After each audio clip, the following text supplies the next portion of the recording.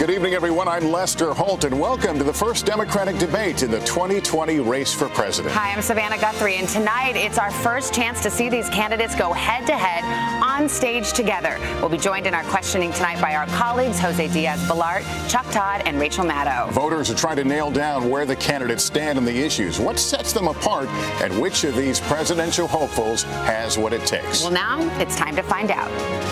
Tonight, round one, New Jersey Senator Cory Booker, former Housing Secretary Julian Castro, New York City Mayor Bill de Blasio, former Maryland Congressman John Delaney, Hawaii Congresswoman Tulsi Gabbard, Washington Governor Jay Inslee, Minnesota Senator Amy Klobuchar, former Texas Congressman Beto O'Rourke, Ohio Congressman Tim Ryan, and Massachusetts Senator Elizabeth Warren. From NBC News, Decision 2020, the Democratic Candidates Debate. Live from the Adrienne Arsht Performing Arts Center in Miami, Florida.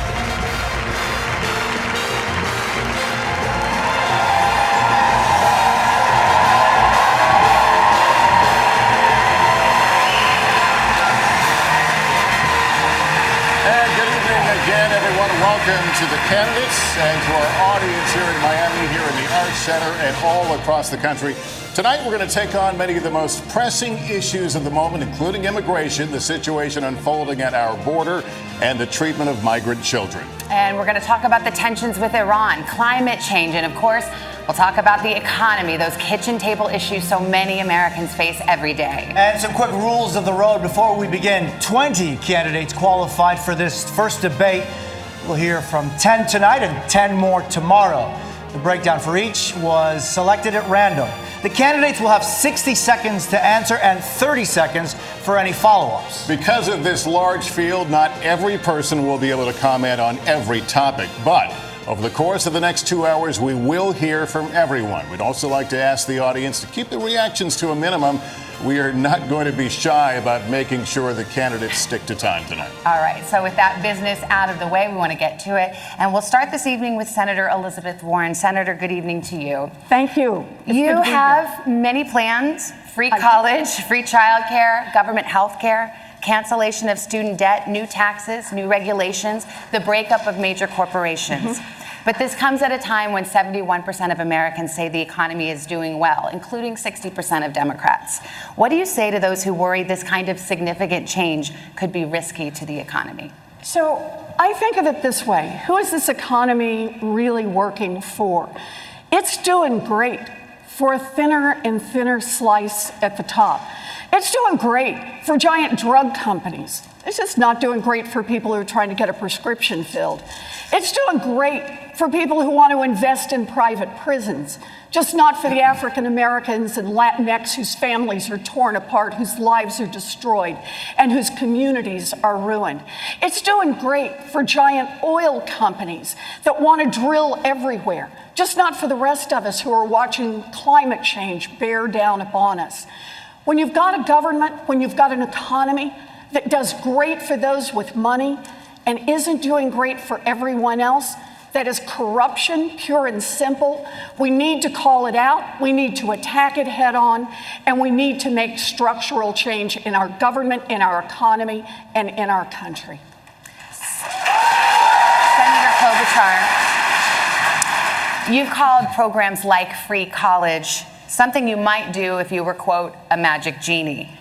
To be blunt, are the government programs and benefits that some of your rivals are offering giving your voters, people, a false sense of what's actually achievable? Well, first, the economy. We know that not everyone is sharing in this prosperity, and Donald Trump just sits in the White House and gloats about what's going on when you have so many people that are having trouble affording college and having trouble affording their premiums. So I do get concerned about paying for college for rich kids. I do. But I think my plan is a good one. And my plan would be to, first of all, make community college free. and make sure that everyone else besides that top percentile gets help with their education. My own dad and my sister got their first degrees with community college. There's many paths to success, as well as certifications. Secondly, I'd use Pell Grants. I'd double them from $6,000 to $12,000 a year and expand it to the number of families that get covered, to families that make up to $100,000. And then the third thing I would do is make it easier for students to pay off their student loans. Because I can tell you this, if billionaires can pay off their yachts, students should be able to pay off their student loans. That's time, thank you. Congressman O'Rourke, what we've just been discussing and talking about is how much fundamental change to the economy is desirable and how much is actually doable. In that vein, some Democrats want a marginal individual tax rate of 70% on the very highest earners, those making more than $10 million a year. Would you support that? And if not, what would your top individual rate be? This economy has got to work for everyone. And right now we know that it isn't. And it's going to take all of us coming together to make sure that it does. Necesitamos incluir cada persona en el éxito de esta economía. Pero si queremos hacer eso, necesitamos incluir cada persona en nuestra democracia. Cada votante necesitamos la representación y cada voz necesitamos escuchar. Right now, we have a system that favors those who can pay for access and outcomes. That's how you explain an economy that is rigged to corporations and to the very wealthiest. A $2 trillion tax cut that favored corporations while they were sitting on record piles of cash, and the very wealthiest in this country at a time of historic wealth inequality. A new democracy that is revived because we returned power to the people, no PACs, no gerrymandering, automatic and same-day voter registration to bring in more voters, and a new Voting Rights Act to get rid of the barriers that are in place now. That's how we each have a voice in our democracy and make this economy work for everybody. That's time, sir.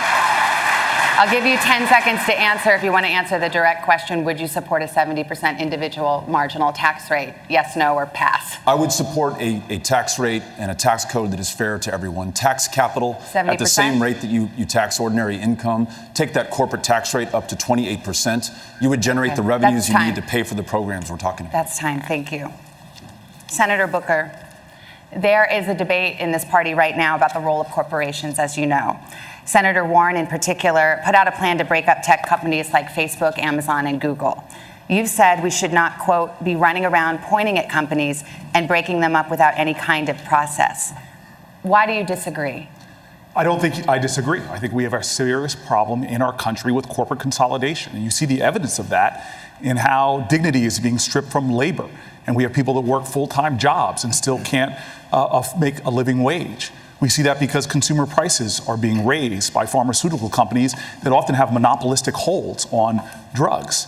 And you see that by just the fact that this is actually an economy that's hurting small businesses and not allowing them to compete. One of the most aggressive bills in the Senate to deal with corporate consolidation is mine about corporate consolidation in the ag sector. So I feel very strongly about the need to check the corporate consolidation and let the free market work. And I'll tell you this, I live in a low-income black and brown community. I see every single day that this economy is not working for average Americans.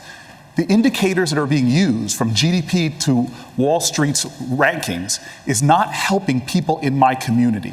It is about time that we have an economy that works for everybody, not just the wealthiest in our nation. But quickly, Senator Booker, you did say that you didn't think it was right to name names, to name companies and single them out, as Senator Warren has. Briefly, why is that? Well, again, I will single out companies like Halliburton or Amazon that pay nothing in taxes and our need to change that. And when it comes to antitrust law, what I will do is, number one, appoint judges that will enforce it. Number two, have a DOJ and a Federal Trade Commission that will go through the processes necessary to check this kind of corporate concentration. At the end of the day, we have too much of a problem with corporate power growing. We see that with everything from Citizens United and the way they're trying to influence Washington. It's about time that we have a president that fights for the people in this country who need to have someone that's a champion for them. Thank you, Senator. Senator Warren, I mentioned you. Are you picking winners and losers? So the way I understand this is there is way too much consolidation now in giant industries in this country. That hurts workers, it hurts small businesses, it hurts independent farmers, it hurts our economy overall, and it helps constrict real innovation and growth in this economy. Now look, we've had the laws out there for a long time to be able to fight back. What's been missing is courage. Courage in Washington to take on the giants. That's part of the corruption in this system. It has been far too long that the monopolies have been making the campaign contributions, have been funding the super PACs, have been out there making sure that their influence is heard and felt in every single decision that gets made in Washington. Where I want to start this is I want to return government to the people, and that means calling out the names of the monopolists and saying I have the courage to go after them. Thank you. Secretary Castro, the next question is for you. Democrats have been talking about the pay gap for decades. What would you do to ensure that women are paid fairly in this country? Thank you very much for that question, Lester. You know, I grew up with a mother who raised my brother Joaquin and me as a single parent. And I know what it's like to struggle. I know what it's like to rent a home and to worry about whether you're going to be able to pay the rent at the first of the month. And to see a mom work very, very hard and know that moms across this country are getting paid less simply because they're women. I would do several things, starting with something we should have done a long time ago, which is to pass the Equal Rights Amendment, finally in this country, and also pursue legislation so that women are paid equal pay for equal work in this country. It's past time that we did that. And, you know, we have to do this. If we want to be the most prosperous nation in the 21st century, we need to make sure that women are paid what they deserve. All right, thank you. I want to put the same question to Congresswoman Gabbard. Your thoughts on equal pay?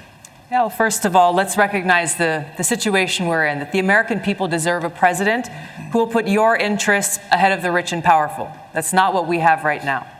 I enlisted in the Army National Guard after the al-Qaeda terror attacks on 9/11, so I could go after those who had attacked us on that day. I still serve as a major, served over 16 years, deployed twice to the Middle East, and in Congress serve on the Foreign Affairs and Armed Services Committees for over 6 years. I know the importance of our national security, as well as the terribly high cost of war. And for too long, our leaders have failed us, taking us from one regime change war to the next, leading us into a new Cold War and arms race, costing us trillions of our hard-earned taxpayer dollars and countless lives. This insanity must end. As president, I will take your hard-earned taxpayer dollars and instead invest those dollars into serving your needs. Things like health care, a green economy, good-paying jobs, protecting our environment, and so much more. Mayor de Blasio, good evening. You're the mayor of the biggest city in the United States, but it's also one of the cities in the country with the greatest gap between the wealthy and the poor. How would you address income inequality?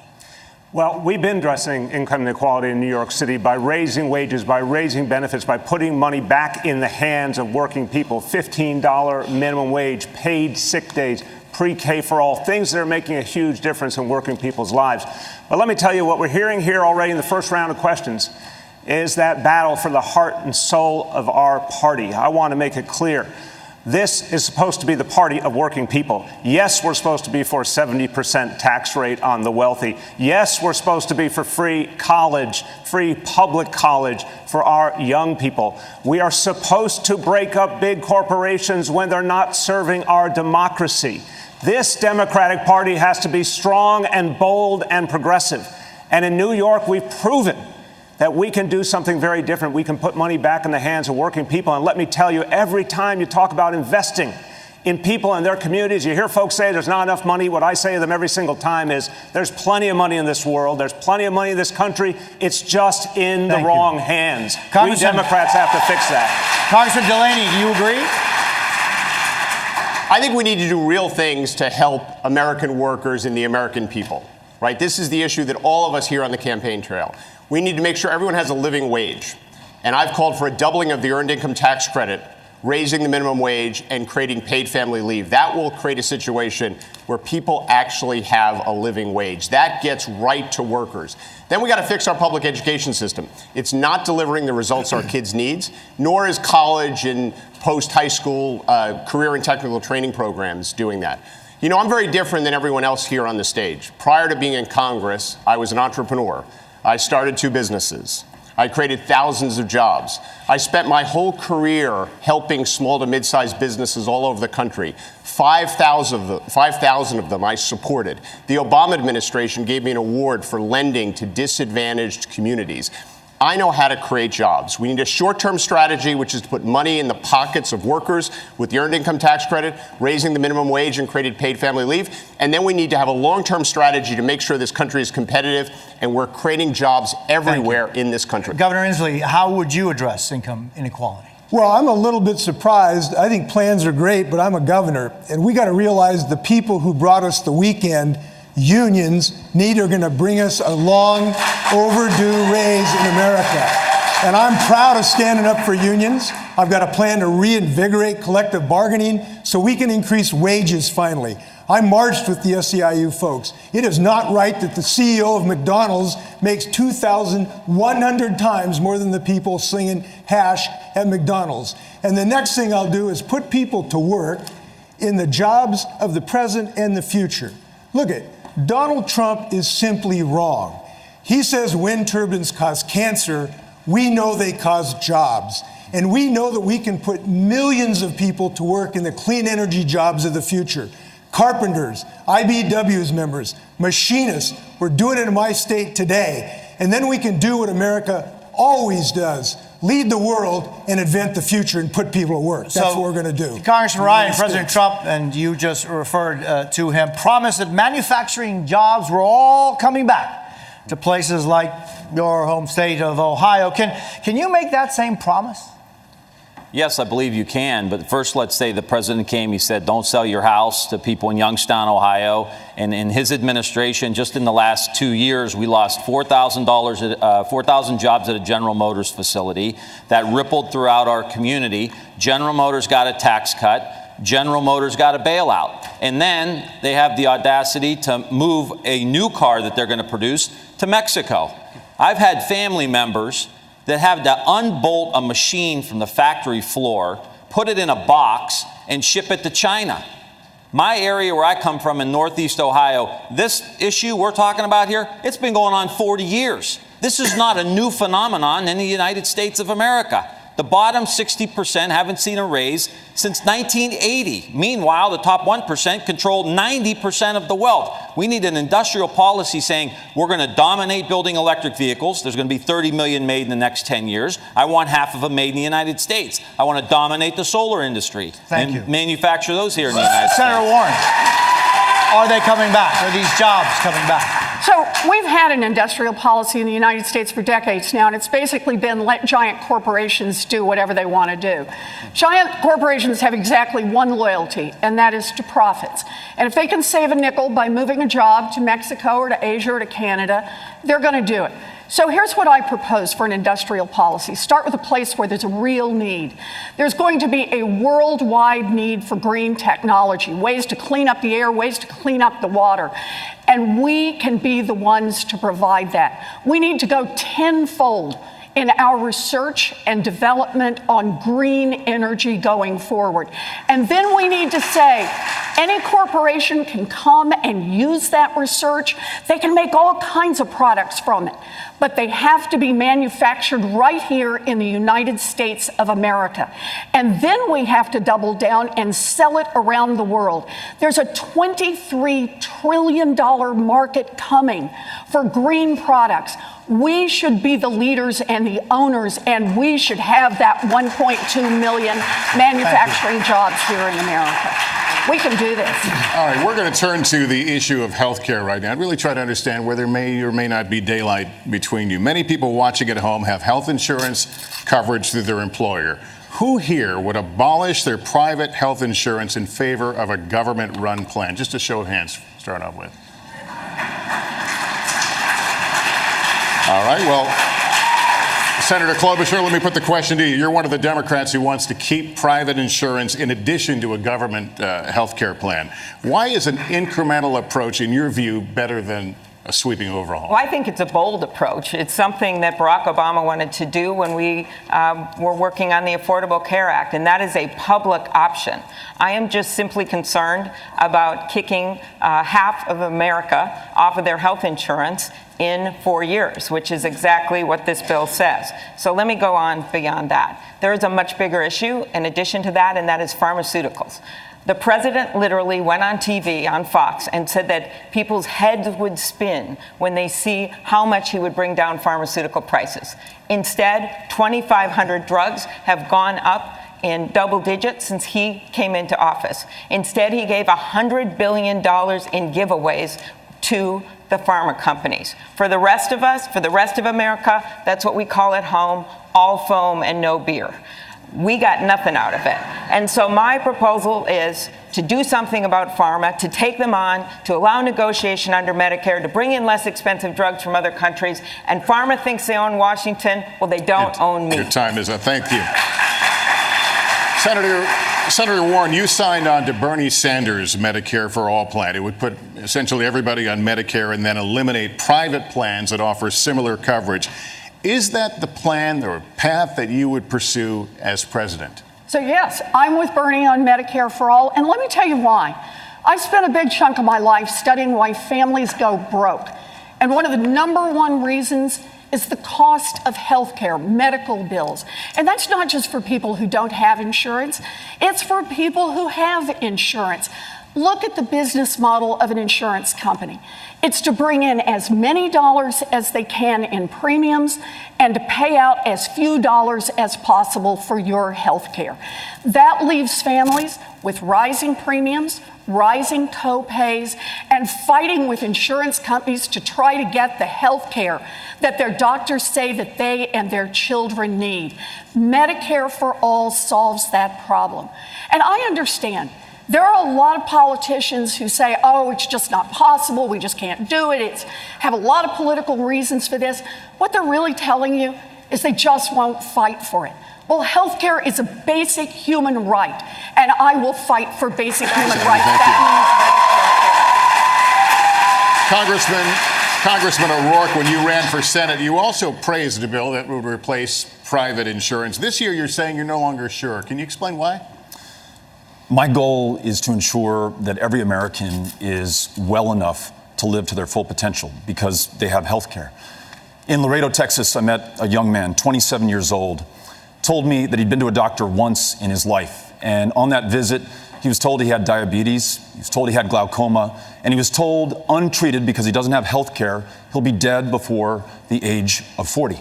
So getting to guaranteed, high-quality, universal health care as quickly and surely as possible has to be our goal. The ability to afford your prescriptions and go to a primary care provider. The ability to see a mental health care provider. In Texas, the single largest provider of mental health care services is the county jail system today.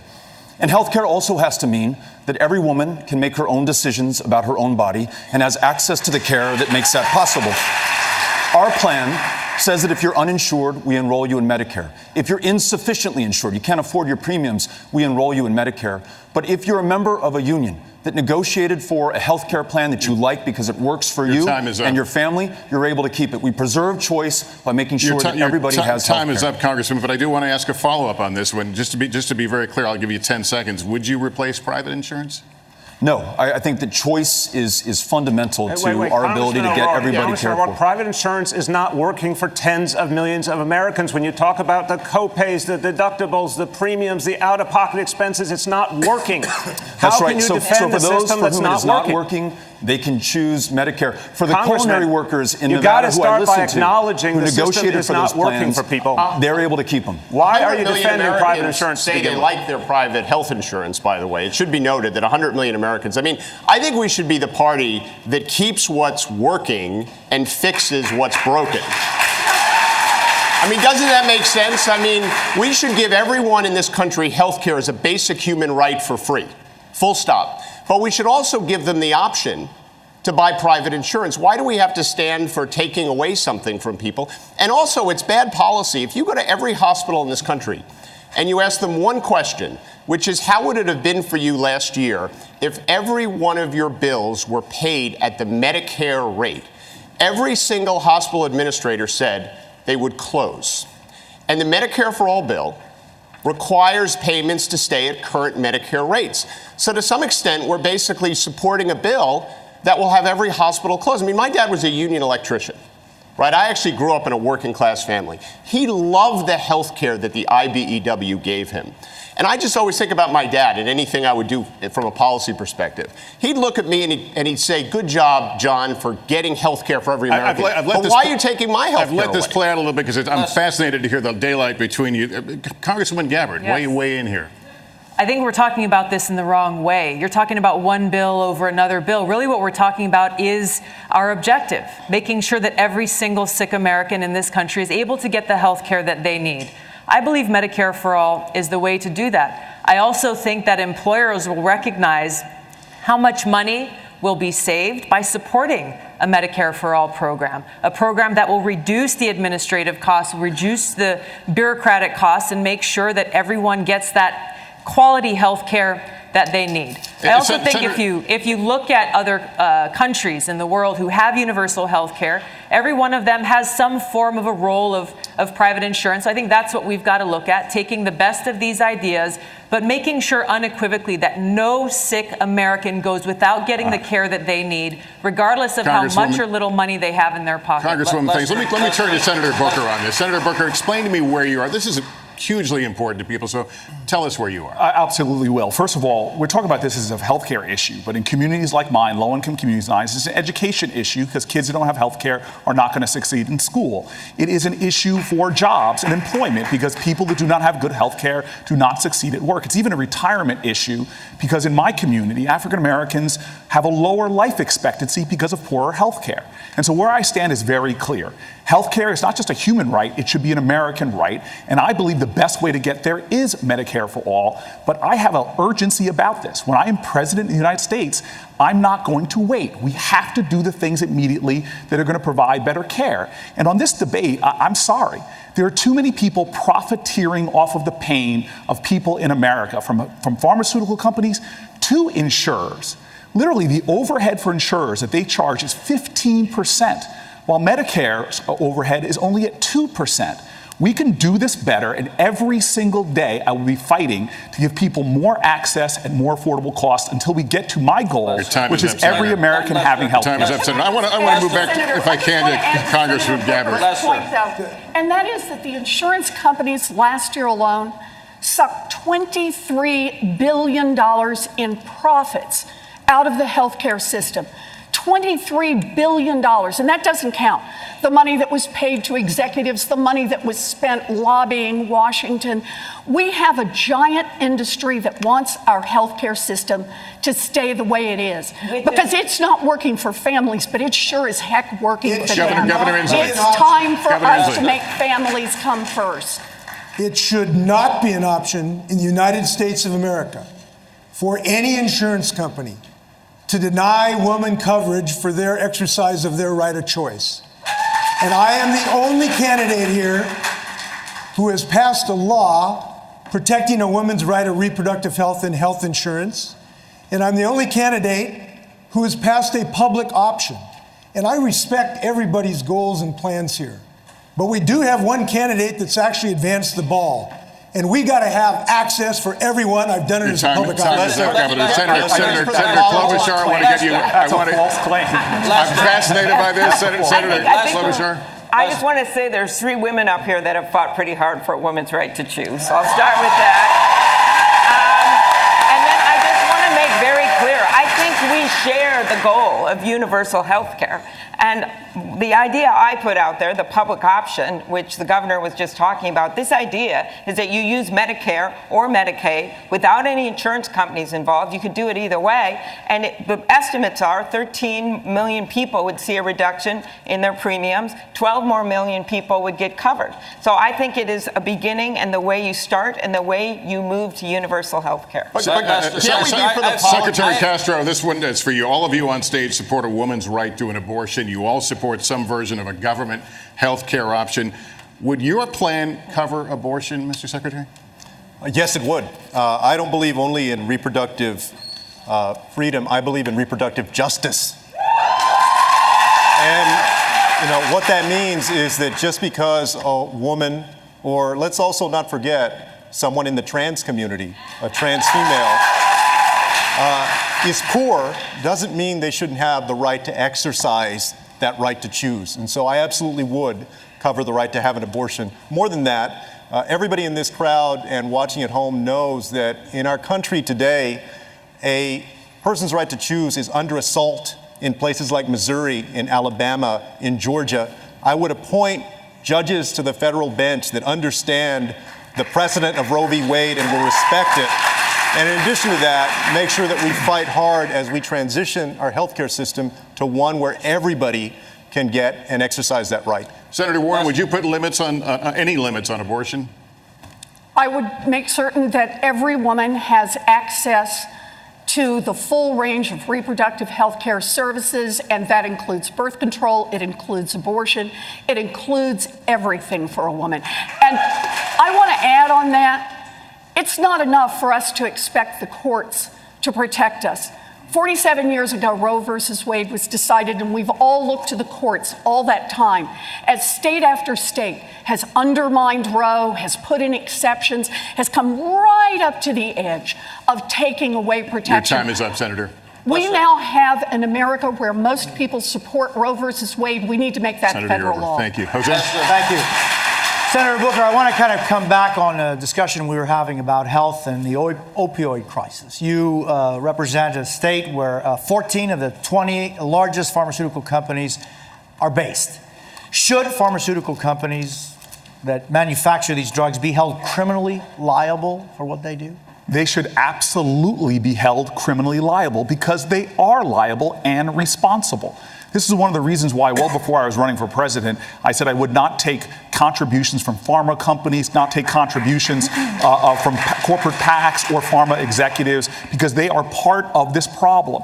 And this opioid addiction in our country, we in cities like mine have been seeing how we've tried to arrest our way out of addiction for too long. It is time that we have a national urgency to deal with this problem and make the solutions that are working to actually be the law of our land and make the pharmaceutical companies that are responsible help to pay for that. Congressman O'Rourke, how would you deal with it? Tonight in this country, you have 2.3 million of our fellow Americans behind bars. It's the largest prison population on the face of the planet. Many are there for nonviolent drug crimes, including possession of marijuana, at a time that more than half the states have legalized it or decriminalized it. And yet, despite what Purdue Pharma has done, their connection to the opioid crisis and the overdose deaths that we're seeing throughout this country, they've been able to act with complete impunity and pay no consequences, not a single night in jail. Unless there's accountability and justice, this crisis will continue. In my administration, we will hold them to account. We will make sure that they pay a price, and we will help those who've been victims of this malfeasance in this country, get them treatment and long-term care. I know immigration is on a lot of your minds here, and I want to talk about it. We're going to talk about it in a moment. We need to take a break. We'll be back with more from Miami after this.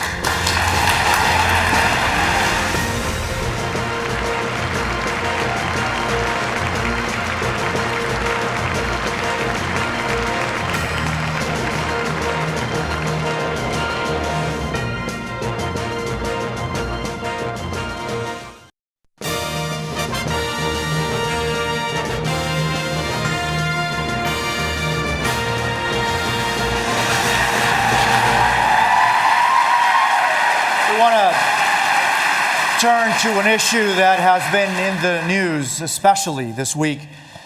There are undocumented children being held alone in detention, even as close as Homestead, Florida, right here, less than 30 miles from where we are tonight.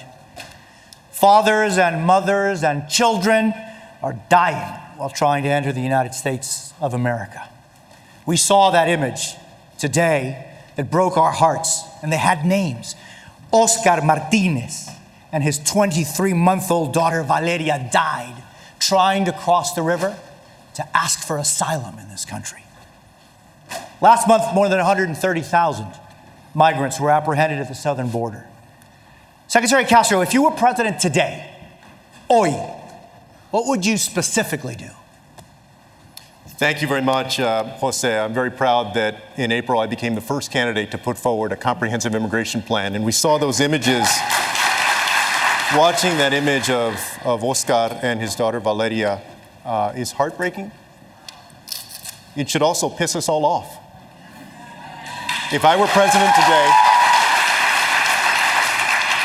and it should spur us to action, if I were president today, I would sign an executive order that would get rid of Trump's zero tolerance policy, the Remain in Mexico policy, and the metering policy. This metering policy is basically what prompted Oscar and Valeria to make that risky swim across the river. They have been playing games with people who are coming and trying to seek asylum at our ports of entry. Oscar and Valeria went to a port of entry, and then they were denied the ability to make an asylum claim. So they got frustrated, and they tried to cross the river, and they died because of that. On day one, sorry. On day one, I would do that seconds. executive order that would address metering, and then I would follow that up in my first 100 days with immigration reform that would honor asylum claims, that would put undocumented immigrants, as long as they haven't committed a serious crime, on a pathway to citizenship, and that would go to the root cause of the issue, which is we need a Marshall Plan for Honduras and Guatemala and El Salvador, so that people can find safety and opportunity at home instead of coming to the United States to seek it. Senator Booker, what would you do on day one? And this is a situation that the next president will inherit. Yes. La situación ahora es inaceptable. Este presidente ha atacado, ha demonizado los inmigrantes. Es inaceptable y voy a cambiar este. On day one, I will make sure that number one, we end the ICE policies and the customs and border policies that are violating the human rights. When people come to this country, they do not leave their human rights at the border. Number two, I will make sure that we reinstate DACA, that we reinstate pathways to citizenship for DACA recipients, and to make sure that people that are here on temporary protected status can stay and remain here. And then finally, we need to make sure that we address the issues that made Oscar and Valeria come in the first place by making major investments in the Northern Triangle, not like this president is doing, by ripping away the resources we need to actually solve this problem. We cannot surrender our values and think that we're going to get border security. We actually will lose security and our values. We must fight for both. Jose, if I might, very briefly, and this is an important point, my plan, and I'm glad to see that Senator Booker, Senator Warren, and Governor Inslee agree with me on this. My plan also includes getting rid of Section 1325 of the Immigration and Nationality Act, to go back to the way we used to treat this when somebody comes across the border, not to criminalize desperation, to treat that as a civil violation. And here's why it's important. We see all of this horrendous family separation. They use that law, Section 1325, to justify under the law separating little children from their families. Jose, and so I want to challenge every single candidate on this stage to support the repeal of Section 1325. 30 seconds. As my friend here said, I agree with him on that issue, but folks should understand that the separation of children from families doesn't just go on at our border. It happens in our communities as ICE are ripping away parents from their American children, spouses and the like, and are creating fear in cities all across this country where parents are afraid to even drop their kids off to school or go to work. We must end those policies as well. Discussion about immigration in this country, because look at the bottom line here. That tragic photo of that parent, that child. And I'm saying this as a father. Every American should feel that in their heart, and every American should say, that is not America. Those are not our values. But we have to get under the skin of why we have this crisis in our system, because we're not being honest about the division that's been fomented in this country. The way that American citizens have been told that immigrants somehow created their misery and their pain and their challenges. For all the American citizens out there who feel you're falling behind, who feel the American dream's not working for you, the immigrants didn't do that to you. The big corporations did that to you. The 1% did that to you. We need to be the party of working people, and that includes a party of immigrants. But first, we have to tell working people in America who are hurting that we're going to be on their side every single time against those big corporations who created this mess to begin with. and remind people we're all in this together. If we don't change that debate, that politics that's holding us back, we won't get all these reforms people are talking about. That's what we need to do as Democrats. Congresista, to why people are coming. If I could, I'm sorry. Congresista O'Rourke, ¿qué haría usted en el primer día, si usted es presidente, sobre esta realidad que está ocurriendo? What would you do, Congressman, day one at the White House? Vamos a tratar cada persona con el respeto y dignidad que merecen como humanos. We would not turn back Valeria and her father, Oscar. We would accept them into this country and follow our own asylum laws. We would not build walls. We would not put kids in cages. In fact, we would spare no expense to reunite the families that have been separated already. Congressman, and we would not criminally prosecute any family who is fleeing violence and persecution. We would make sure. Secretary, let him finish, and I will give you his policy. But let him finish. Let him finish, please. Yes. We would not detain any family fleeing violence, in fact, fleeing the deadliest countries on the face of the planet today. We would implement a family case management program so they could be cared for in the community at a fraction of the cost. And then we would rewrite our immigration laws in our own image. Free dreamers forever from any fear of deportation by making them U.S. citizens here in this country. Invest in solutions in Central America, work with regional stakeholders so there's no reason to make that 2,000-mile journey to this country. Secretary, I'll give you 30 seconds. Let's be very clear. The reason that they're separating these little children from their families is that they're using Section 1325 of that act, which criminalizes coming across the border, to incarcerate the parents and then separate them. Some of us on this stage have called to end that section, to terminate it. Some, like Congressman O'Rourke, have not. And I want to challenge all of the candidates to do that. I just think it's a mistake, Bethel. I think it's a mistake. And I think that if you truly want to change the system, then we got to repeal that section. If not, then it might as well be the same policy. Let me respond to this very briefly. Actually, as a member of Congress, I helped to introduce legislation that would ensure that we don't criminalize those who are seeking asylum and refuge in this country. If you're fleeing desperation, then I want to make sure that you're treated with respect. I'm still talking about everybody else. But you're looking at just one small part of this. I'm talking about a comprehensive rewrite of our immigration laws. That's not true. And if we do that, I don't think it's asking too much for people to follow our laws when they come to this country. I'm talking about millions of folks. A lot of folks that are coming are not seeking asylum. A lot of them are undocumented immigrants, right? And you said recently that the reason you didn't want to repeal Section 1325 was because you were concerned about human trafficking and drug trafficking. But let me tell you what, Section 18, Title 18 of the U.S. Code, Title 21 and Title 22 already cover human trafficking and drug trafficking. I think that you should do your homework on this issue. If you did your homework on this issue, you would know that we should repeal this section. This is an issue that we should and could be talking about for a long time, and we will for a long time. Can we talk about the conditions as to why people are coming here? Let's let Lester. Because Savannah, I know, it's just, we could go on. But rather than talk about specific provisions, we really have to talk about why these people are coming to our country and what are we going to do to actually make a difference in these countries. Congressman, you'll get your chance. Let's continue the discussion. Senator Klobuchar, let's talk about what Secretary Castro just said.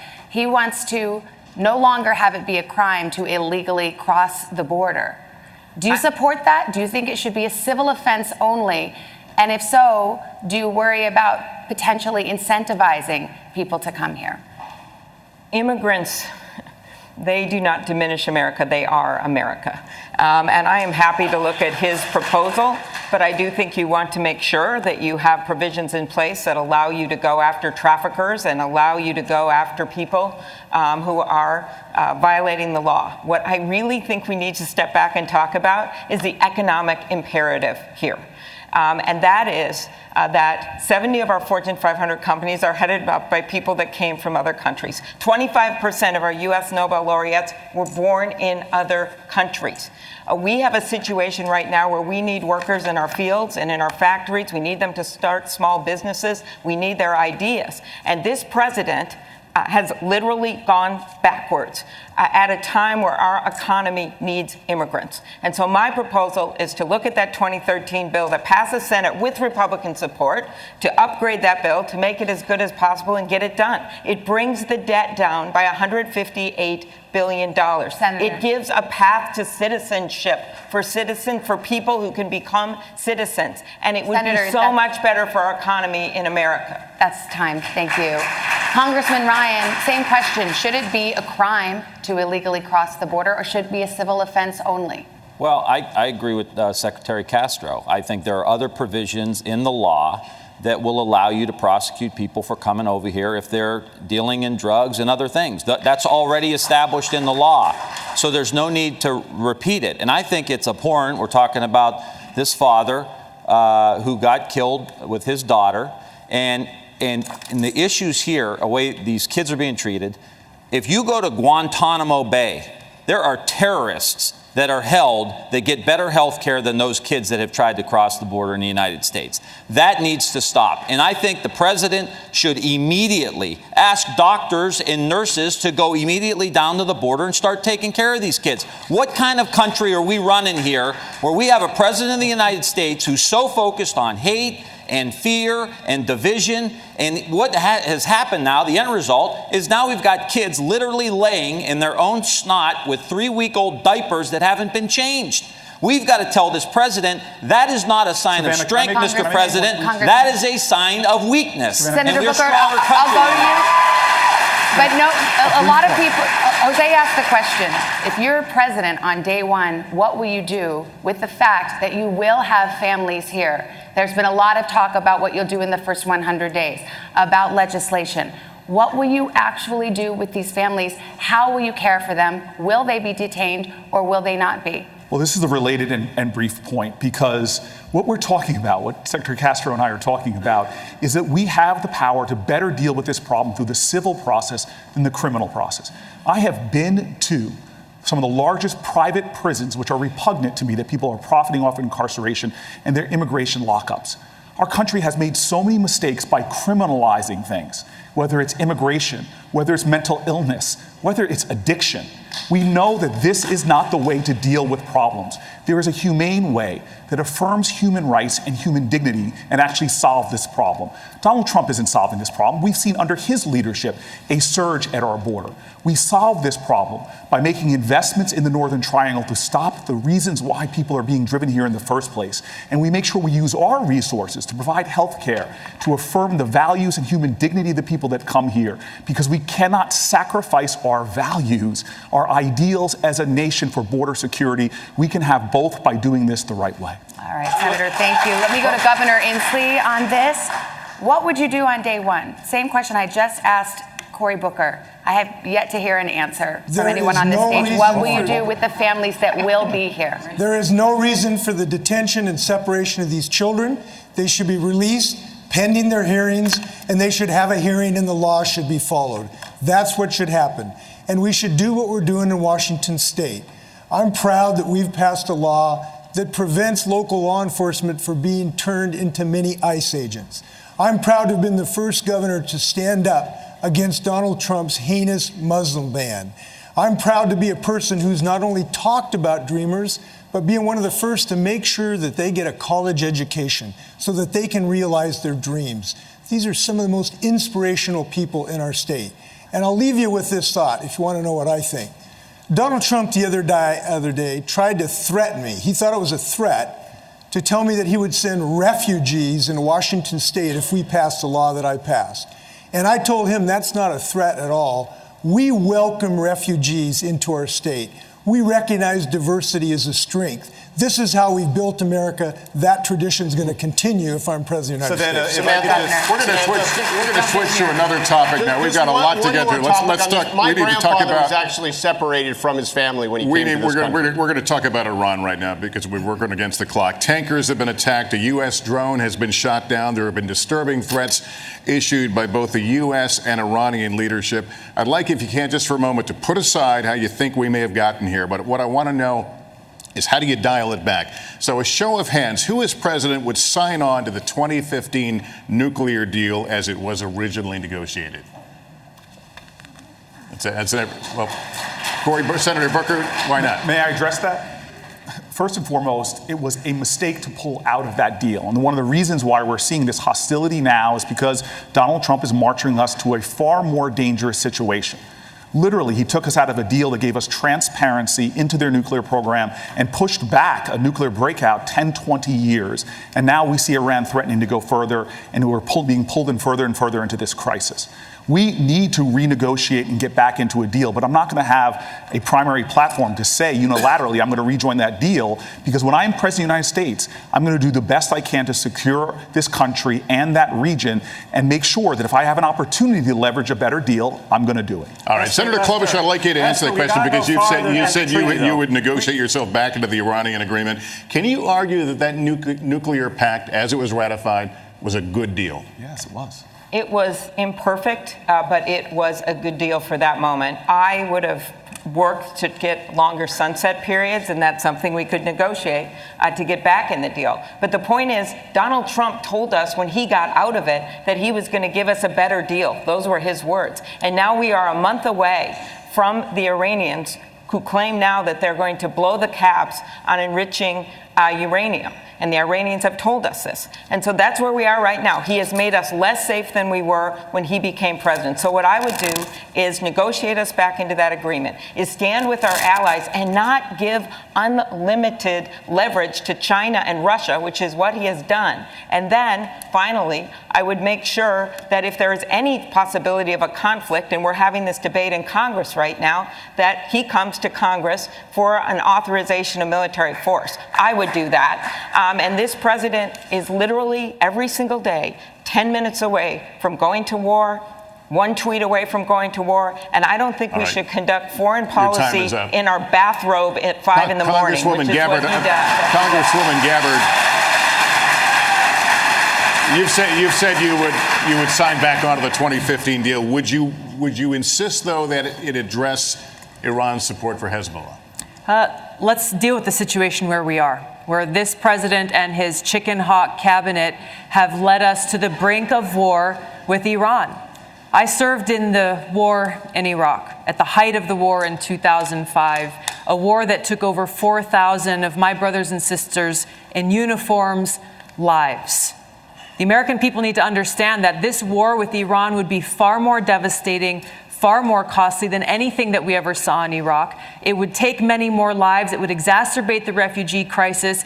And it wouldn't be just contained within Iran. This would turn into a regional war. This is why it's so important that every one of us, every single American, stand up and say, no war with Iran.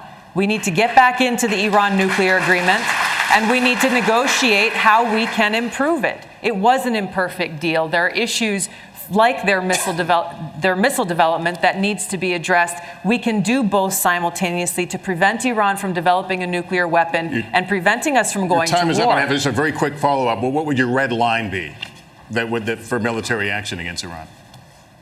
Look, obviously, if there was an attack against our troops, then there would have to be a response. But my point is, and it's important for us to recognize this, is Donald Trump and his cabinet, Mike Pompeo, John Bolton, and others, are creating a situation that just a spark would light off a war with Iran, which is incredibly dangerous. That's why we need to de-escalate tensions. Trump needs to get back into the Iran nuclear deal and swallow his pride, put the American people first. Hey, but wait a minute. All right, we are out of time. We're up against a hard break, but we will have much more.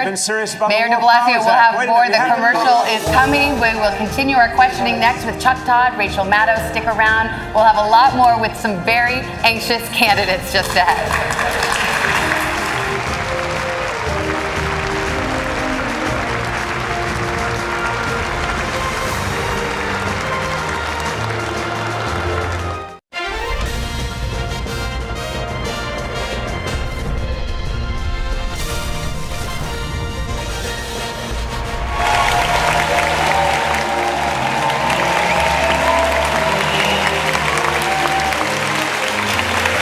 And welcome back, everyone, to the first Democratic presidential debate from the Arch Center in Miami. And as we continue the questioning, time to get more members of our team in the mix. So right now, let's turn it over to Chuck Todd and Rachel Maddow. Take it away. All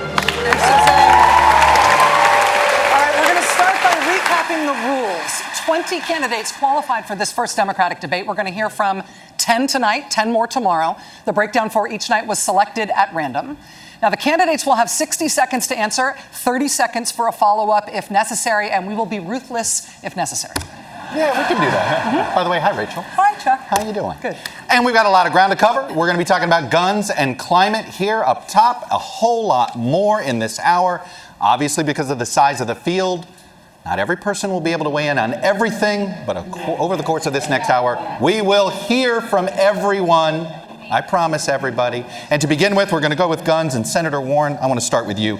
We are less than 50 miles from Parkland, Florida, where 17 people were killed in a school shooting last year, and where there has been significant activism on gun violence ever since. Many of you are calling for a restoration of an assault weapons ban, but even if implemented, there will still be hundreds of millions of guns in this country. Should there be a role for the federal government? Your other mics are on. Everybody's mics are on. I think we have I heard that too. That's okay. I think we had a little mic issue in the back. Control room, we've got contrary We had I think audio. we heard, yeah, we have the audience audio. All right. So the question is simply this. We're from, I apologize you guys didn't get to hear this, the first part of the question. Obviously, we're not far from Parkland, Florida. Gun activism has become a big part of high school life up there in Broward County. Many of you are calling for tighter gun restrictions. Some of you are calling for the restoration of the assault weapons ban. But even if it's put in place, there's still going to be perhaps hundreds of millions of guns still on the streets. Is there a role for the federal government in order to get these guns off the streets?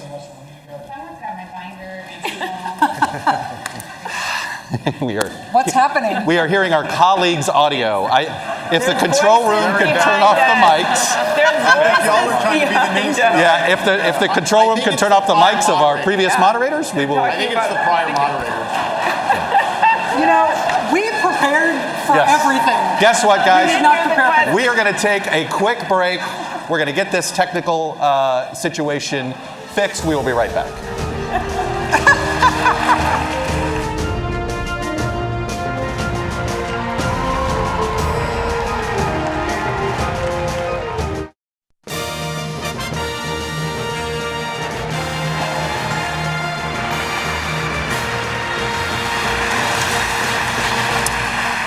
We believe we have the technical difficulties fixed. Never say that. Never say never, but we will march forward here, and I will lean forward here a little bit. Senator Warren, we're going to get to the gun question here. Parkland, Florida, it's just north of here in Broward County. As you know, it has created a lot of teenage activism on the gun issue. It has inspired a lot of you to come out with more robust plans to deal with guns, including assault weapons ban. But even if you're able to implement that, what do you do about the hundreds of millions of guns already out there? And does the federal government have to play a role in dealing with it? So, in this period of time that I've been running for president, I've had more than 100 town halls. I've taken more than 2,000 unfiltered questions. And the single hardest question I've gotten, I got one from a little boy and I got one from a little girl. And that is to say, when you're president, how are you going to keep us safe? That's our responsibility as adults. 7 children will die today from gun violence, children and teenagers. And they won't just die in mass shootings. They'll die on sidewalks, they'll die in playgrounds, they'll die in people's backyards. Gun violence is a national health emergency in this country, and we need to treat it like that. So what can we do? We can do the things that are sensible. We can do the universal background checks. We can ban the weapons of war. But we can also double down on the research and find out what really works, where it is that we can make the differences at the margins that will keep our children safe.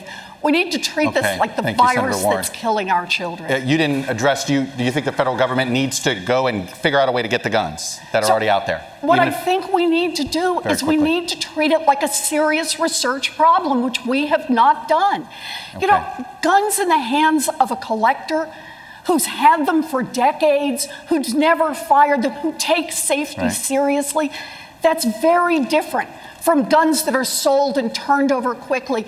We can't treat this as an across-the-board problem. We have to treat it like a public health emergency.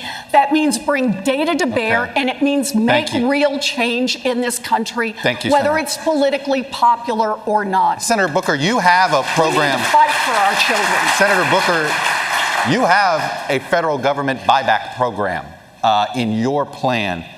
How is that going to work? Well, first of all, I want to say my colleague and I both have been hearing this on the campaign trail. But what's even worse is I hear gunshots in my neighborhood. I think I'm the only one, I hope I'm the only one on this panel here that had 7 people shot in their neighborhood just last week. Someone I knew, Shahad Smith, was killed with an assault rifle at the top of my block last year. For millions of Americans, this is not a policy issue. This is an urgency. And for those who have not been directly affected, they're tired of living in a country where their kids go to school to learn about reading, writing, and arithmetic, and how to deal with an active shooter in their school. This is something that I'm tired of, and I'm tired of hearing people, all they have to offer is thoughts and prayers. In my faith, people say faith without works is dead. So we will find a way. But the reason we have a problem right now is we've let the corporate gun lobby frame this debate. It is time that we have bold actions and a bold agenda. I will get that done as President of the United States because this is not about policy, this is personal. Thank you, Senator Booker. Secretary Castro, I'd like to talk to you about something that Senator Booker just mentioned there, the idea of active shooter drills in schools. As school shootings seem like an almost every day or every week occurrence now, they don't make a complete news cycle anymore, no matter the death toll. As parents are so afraid as their kids go off to school that their kids will be caught up in something like this, next to nothing has changed in federal law that might affect the prevalence of school shootings. Is this a problem that is going to continue to get worse over our lifetimes? Or is there something that you would do as president that you really think would turn it around? Yeah, Rachel, I'm the dad of a 10-year-old girl, Karina, who's here tonight. And the worst thing is knowing that your child might be worried about what could happen at school, a place that's supposed to be safe. The answer to your question is no, we don't have to accept that. And I believe that on January 20th, 2021, at 12:01 p.m., we're going to have a Democratic president, a Democratic House, and a Democratic Senate. And the activists of Parkland, folks from Moms Demand, who have risen up across the United States and inspired so many people, you know, we may not have seen yet legislative action, but we're getting closer. The House took a vote. In the Senate, the question often is if the decision is between 60 votes, a filibuster, or passing common sense gun reform, I'm going to choose common sense gun reform. So I believe that we're going to be able to get that done in 2021. Secretary Castro, thank you. Rachel, I have something to add to this briefly. We'll give you 30 seconds for follow-up on that question, on that answer from Secretary Castro. Congressman Ryan. You're talking about in the schools. These kids are traumatized. I support all the gun reforms here. We need to start dealing with the trauma that our kids have. We need trauma-based care in every school. We need social and emotional learning in every school. 90% of the shooters who do school shootings come from the school they're in, and 73% of them feel shamed, traumatized, or bullied. We need to make sure that these kids feel connected to the school. That means a mental health counselor in every single school in the United States. We need to start playing offense. If our kids are so traumatized that they're getting a gun and going into our schools, we're doing something wrong too, and we need reform around trauma-based care. Congressman O'Rourke, you're a Texan who's you campaigned all over the state in 2018 in the most conservative parts there. What do you tell a gun owner who may agree with you on everything else? Okay, but says, you know what, the Democrats, if I vote for them in there, they're going to take my gun away. And even though I agree with you on all these other issues, how do you have that conversation? Here's how we had that conversation in Texas. I shared with them what I learned from those students who survived the Santa Fe High School shooting. A young student named Bree, her friend Marcel, who survived another shooting, the mother of a victim who lost her life, Rhonda Hart. They talked about universal background checks where you close every loophole. We know that they save lives. talked about ending the sales of assault weapons into our communities. Those weapons of war were designed to kill people as effectively and as efficiently as possible. They should belong on the battlefield and not in our communities. Red flag laws, so that if someone poses a danger to themselves or to someone else, they're stopped before it's too late. And what I found in each one of those 254 counties is that Democrats and independents and Republicans, gun owners and non-gun owners alike, agreed. But this effort must be led by the young people that you referenced at the beginning of this issue. Those students from Marjory Stoneman Douglas led the charge here in Florida, and they've been able to change those laws. They're making our democracy work, ensuring that our values and our interests and our priorities are reflected in the laws that we pass. Thank you, Congressman O'Rourke. Hang on. Let me give 30 seconds. Senator Klobuchar, the Iron Range, I'm curious. Gun confiscation, right? If the government is buying back, how do you not have that conversation? Well, that's not confiscation. You would give them the offer to buy back their gun. But I'll say this. I look at these proposals and I say, does this hurt my Uncle Dick in his deer stand, coming from a proud hunting and fishing state? These proposals don't do that. When I was a prosecutor, I supported the assault weapon ban. When I was in the Senate, I saw those moms from Sandy Hook come and try to advocate for change, and we all failed. And then now these Parkland kids from Florida, they started literally a national shift. You know why? It's just like with gay marriage. When kids talk to their parents and their grandparents, they say, I don't understand why we can't put these sensible things in place. They listen. And if we get bested by a bunch of 17-year-olds, it's the best thing that ever happened. We need to get Senator, thank you. Senator Booker, let me go to you on another matter, actually. Senator Mitch McConnell says that his most consequential achievement as Senate Majority Leader was preventing President Obama from filling a Supreme Court seat. Having served with Republicans on the Judiciary Committee, do you believe they would confirm your court nominees? I'm going to use 20 of my seconds just to say there's one thing we don't all agree with when it comes to guns, and I think it's common sense, and over 70% of Americans agree with me. If you need a license to drive a car, you should need a license to buy and own a firearm. And not everybody in this field agrees with that, but in states like Connecticut that did that, they saw 40% drops in gun violence and 15% drops in suicides. We need to start having bold agendas on guns. When it comes to the Supreme Court, very clearly, I agree with my friend, Secretary Castro, we are going to get to 50 votes in the Senate. This is a team sport. Whoever is our nominee needs to campaign in places like South Carolina because we can elect Jamie Harrison. They need to campaign in places like Iowa because we can win a Senate seat there. This is about getting us back to having 50 votes in the Senate and more so that we can not only balance the Supreme Court, but start to pass an aggressive agenda that frankly isn't so aggressive because most of America agrees with the policy objectives of our party. Mayor de Blasio, I want to jump in on this for a follow-up. Mayor de Blasio, you're using in fairness, we have to actually... Congressman Delaney, you'll have some time in a moment on this issue. Congressman Delaney, I'll give you some time in a moment. Mayor de Blasio, as an executive in the largest city in this country, you are used to saying what you want to have happen and having it happen. If you nominate a Supreme Court nominee as President of the United States and Mitch McConnell is still Senate Majority Leader, what makes you believe that he would allow you to make a nominee? Rachel, I am Chief Executive of the nation's largest city, and I also want to just say something quick on the gun issue and come to your question. Look, I run the largest police force in America, too, and if we're going to stop these shootings, we're going to get these guns off the street, we have to have a very different relationship between our police and our community. I also want to say there's something that sets me apart from all my colleagues running in this race, and that is for the last 21 years, I've been raising a black son in America.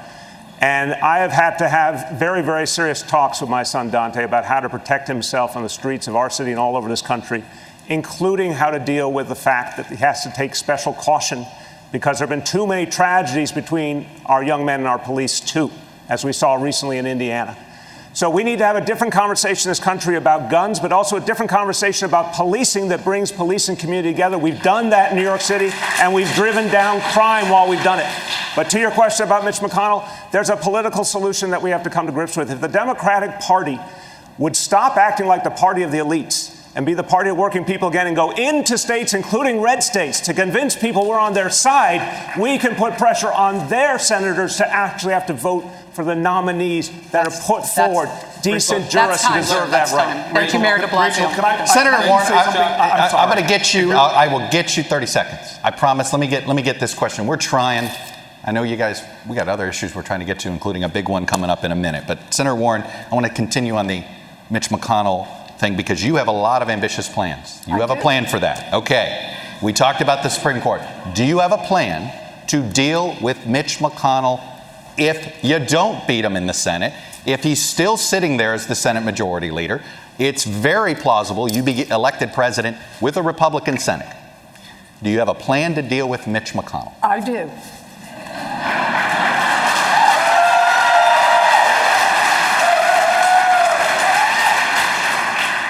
We are a democracy, and the way a democracy is supposed to work is the will of the people matters.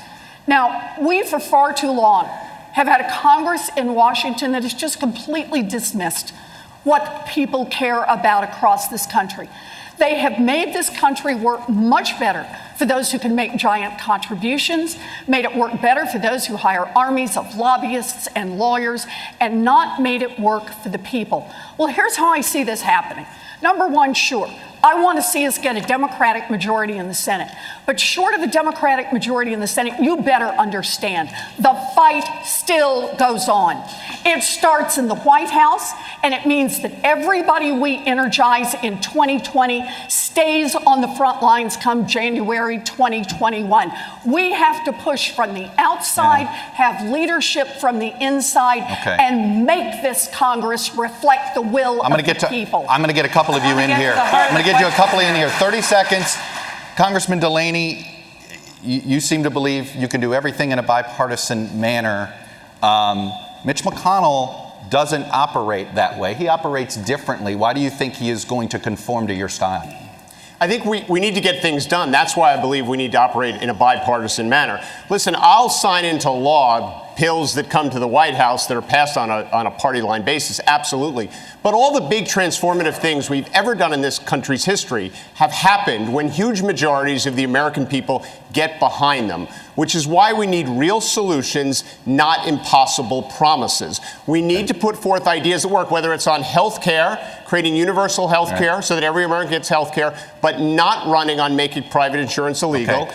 The gun issue is related. The gun safety issue is related because I can't tell you how many times I've been with folks in Western Maryland, and they've said to me, you know, Democrats don't do anything for us. Republicans don't do anything for us. You fight all the time, so they vote on that single issue. Okay, if we become the party of getting things done for the American people with real solutions, not impossible promises, we'll be able to get all these things done. 2:30s here. I'm going to say, Senator Booker, 30 seconds.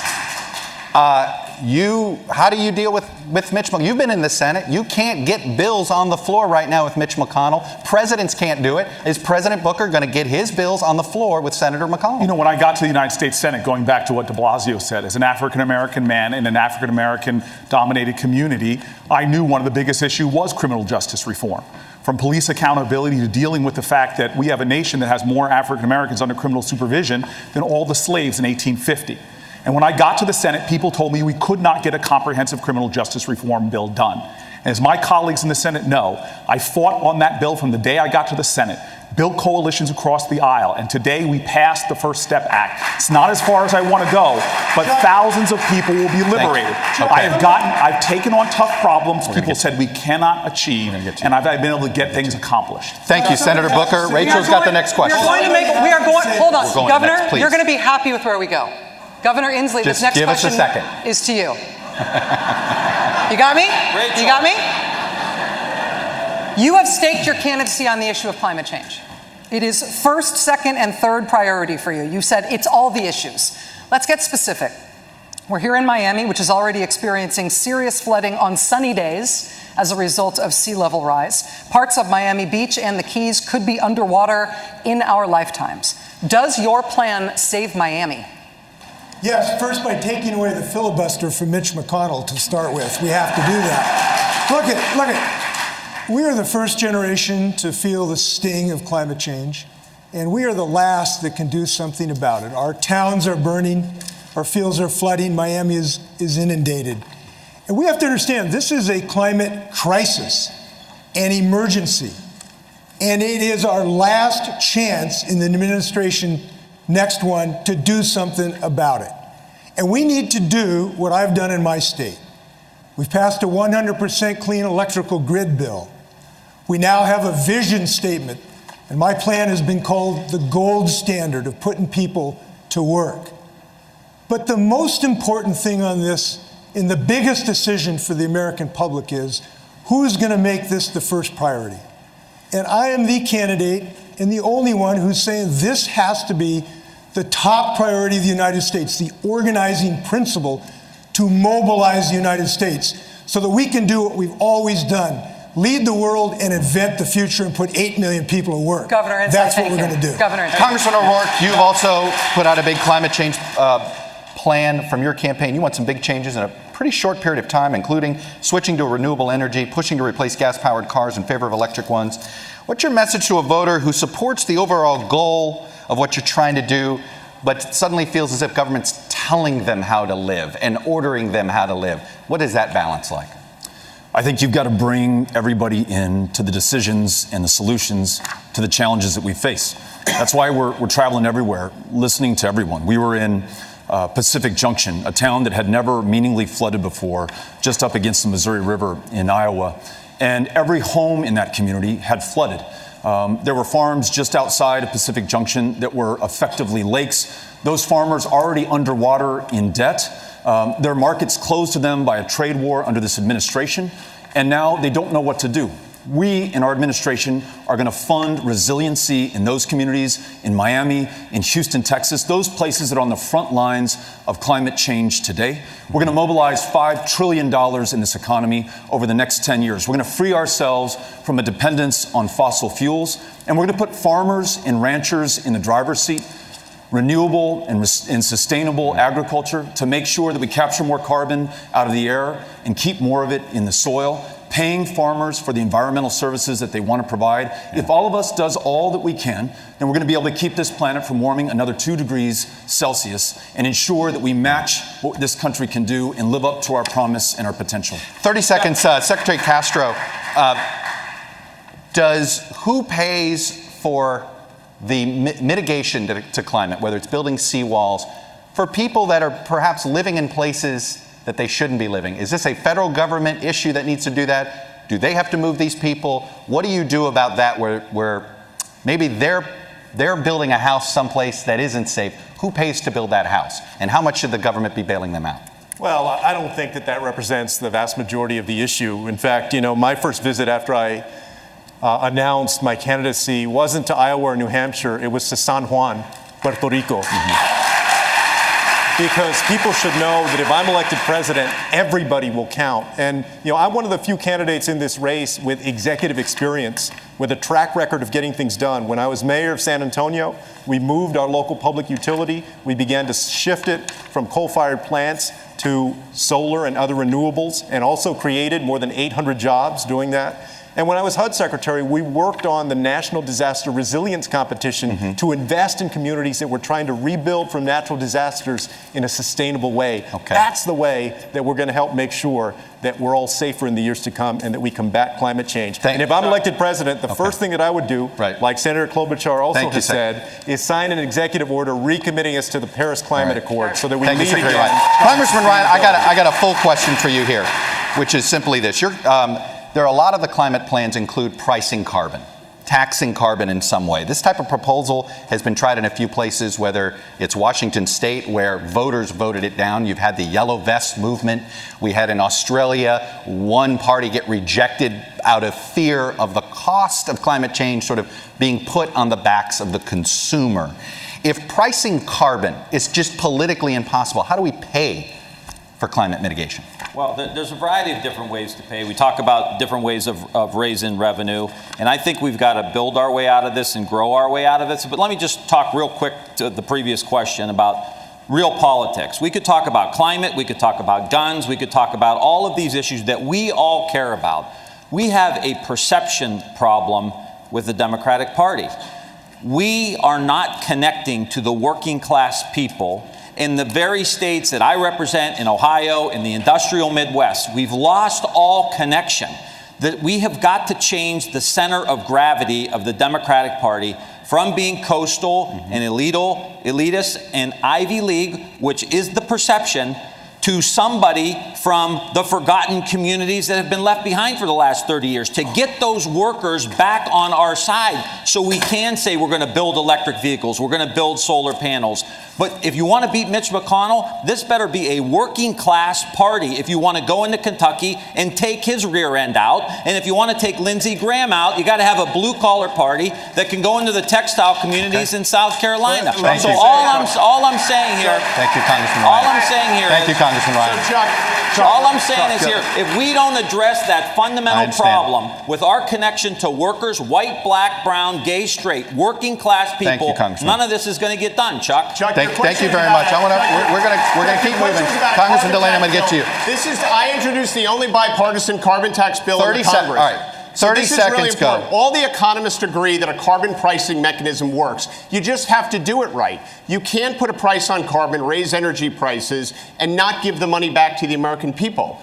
My proposal, which is put a price on carbon, give a dividend back to the American people. It goes out one pocket, back in the other. Thank you, Congressman. I can get that passed my first year as president with a coalition of every Democrat in the Congress and the Republicans who live in coastal states. Because Republicans in Florida, they actually care about this issue. This has got to be our way forward if we're actually serious about this issue. Congresswoman Gabbard, we're going to move here. One of the first things you did after launching your campaign was to issue an apology to the LGBTQ community about your past stances and statements on gay rights. After the Trump administration's rollbacks of civil rights protections for many in that community, why should voters in that community, or voters that care about this issue in general, trust you now? Well, let me say that there is no one in our government at any level who has the right to tell any American who they should be allowed to love or who they should be allowed to marry. My record in Congress for over 6 years shows my commitment to fighting for LGBTQ equality. I serve on the Equality Caucus and recently voted for passage of the Equality Act. Maybe many people in this country can relate to the fact that I grew up in a socially conservative home, held views when I was very young that I no longer hold today. I've served with LGBTQ service members, both in training and deployed downrange. I know that they would give their life for me, and I would give my life for them. It is this commitment that I'll carry through as President of the United States, recognizing that there are still people who are facing discrimination in the workplace, still people who are unable to find a home for their families. It is this kind of discrimination that we need to address. But it's not enough. It's not enough. If I can add to this, it's very important. 30 because seconds, this is not Senator. enough. Look, civil rights is some place to begin, but in the African American civil rights community, another place to focus on was to stop the lynching of African Americans. We do not talk enough about trans Americans, especially African American trans Americans, and the incredibly high rates of murder right now. We don't talk enough about how many children, about 30% of LGBTQ kids, who do not go to school because of fear. It's not enough just to be on the Equality Act. I'm an original co-sponsor. We need to have a president that will fight to protect LGBTQ Americans every single day from violence. Thank you, Senator Booker. Senator Klobuchar, let me put this to you. On the issue of civil rights, for decades, on the issue of civil rights and demographics, honestly, and politics, for decades, the Democratic Party has counted on African American voter turnout as step one to winning elections on a national level. Democrats are counting on the Latino community now and in the future in the same way. What have you done for Black and Latino voters that should enthuse them about going to the polls for you if you're your party's nominee? My life and my career and my work in the Senate has been about economic opportunity. And to me, this means better child care for everyone in this country. And when you want to have an economy that works, you need to have retirement that works. You need to have public schools that work. And you also need to make sure that those communities are able to get those jobs of the future, the STEM jobs. In fact, Donald Trump, one of the first bills that he signed, of the 34 he signed where I was the lead Democrat, okay, that's a first up here, was one that was about that, making sure minority community members could share in those jobs. So to me, this is about a few things. It's about an African-American woman that goes to a hospital in New Orleans, says her hands are swollen, and then doctor ignores her and her baby dies. It's about the fact that African-American women make 61 cents for every dollar a white man makes.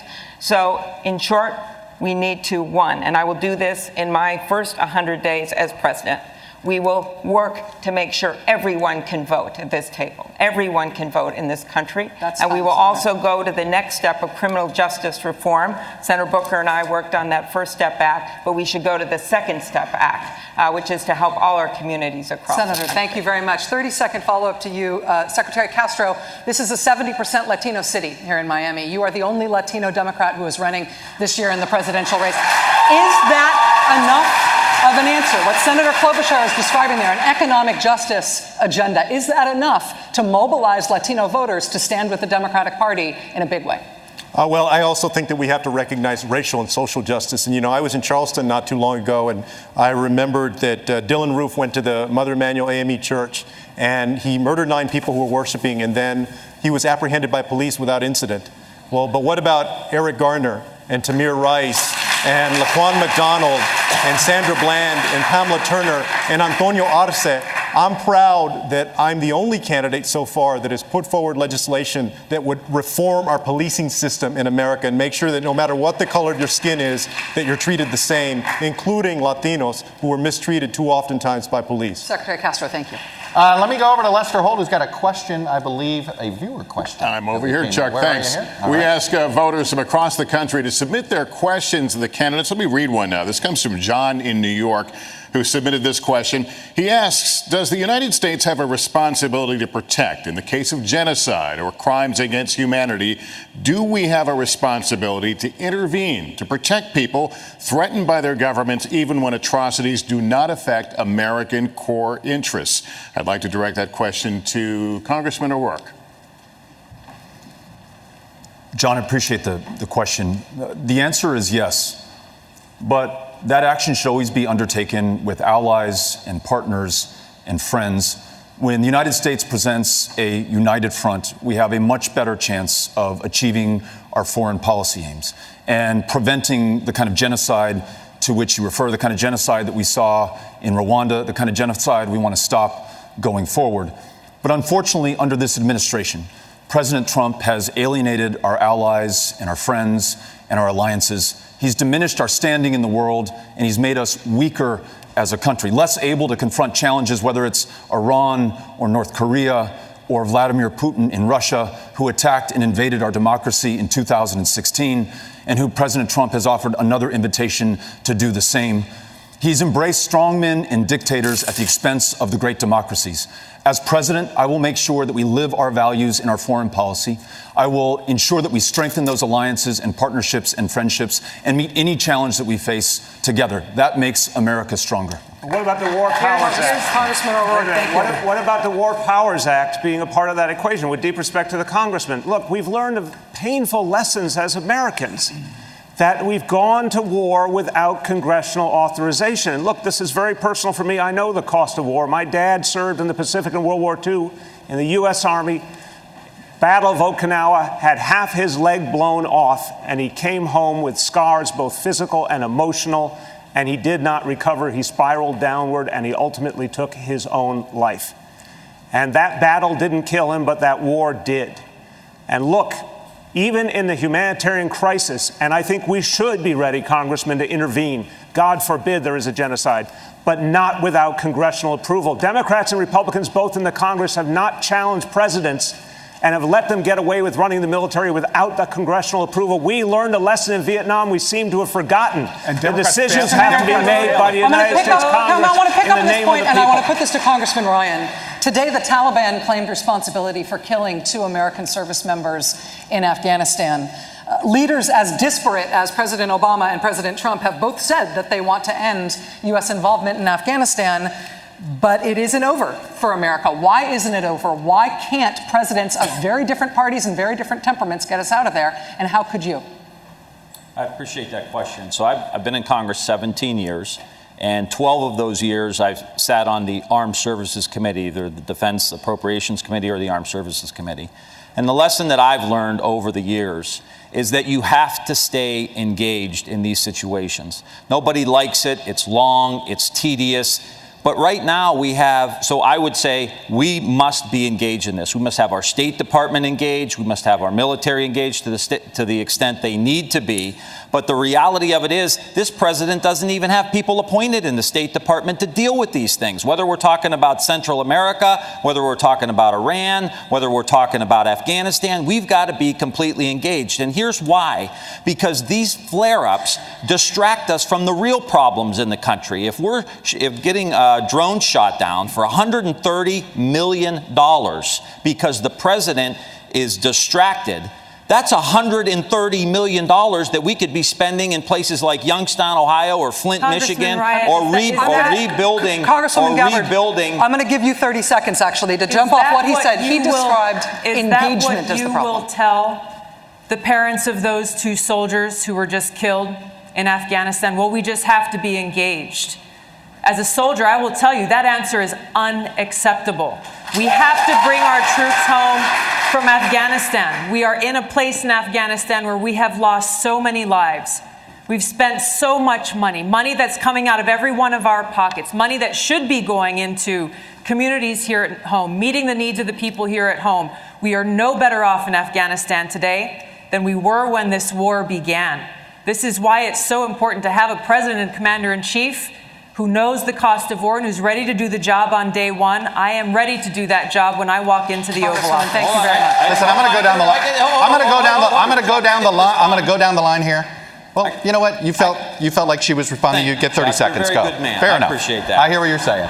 I would just say I don't want to be engaged. I wish we were spending all this money in places that I've represented that have been completely forgotten and we were rebuilding. But the reality of it is, if the United States isn't engaged, the Taliban will grow and they will have bigger, bolder terrorist acts. We have got to have some present there. The Taliban was there long before we came in. They'll be there long before we leave. Well, we cannot keep U.S. troops deployed to Afghanistan thinking that we're going to somehow squash this Taliban that has been there, that every other country that's tried has failed. I didn't say squash them. When we weren't in there, they started flying planes into our buildings. So I'm just saying right now, the Taliban didn't attack us on 9/11. Al-Qaeda did. Well, I understand. Al-Qaeda attacked us on 9/11. I understand. That's why I and so many other people joined the military to go after Al-Qaeda, not the Taliban. The Taliban was protecting those people who were plotting against us.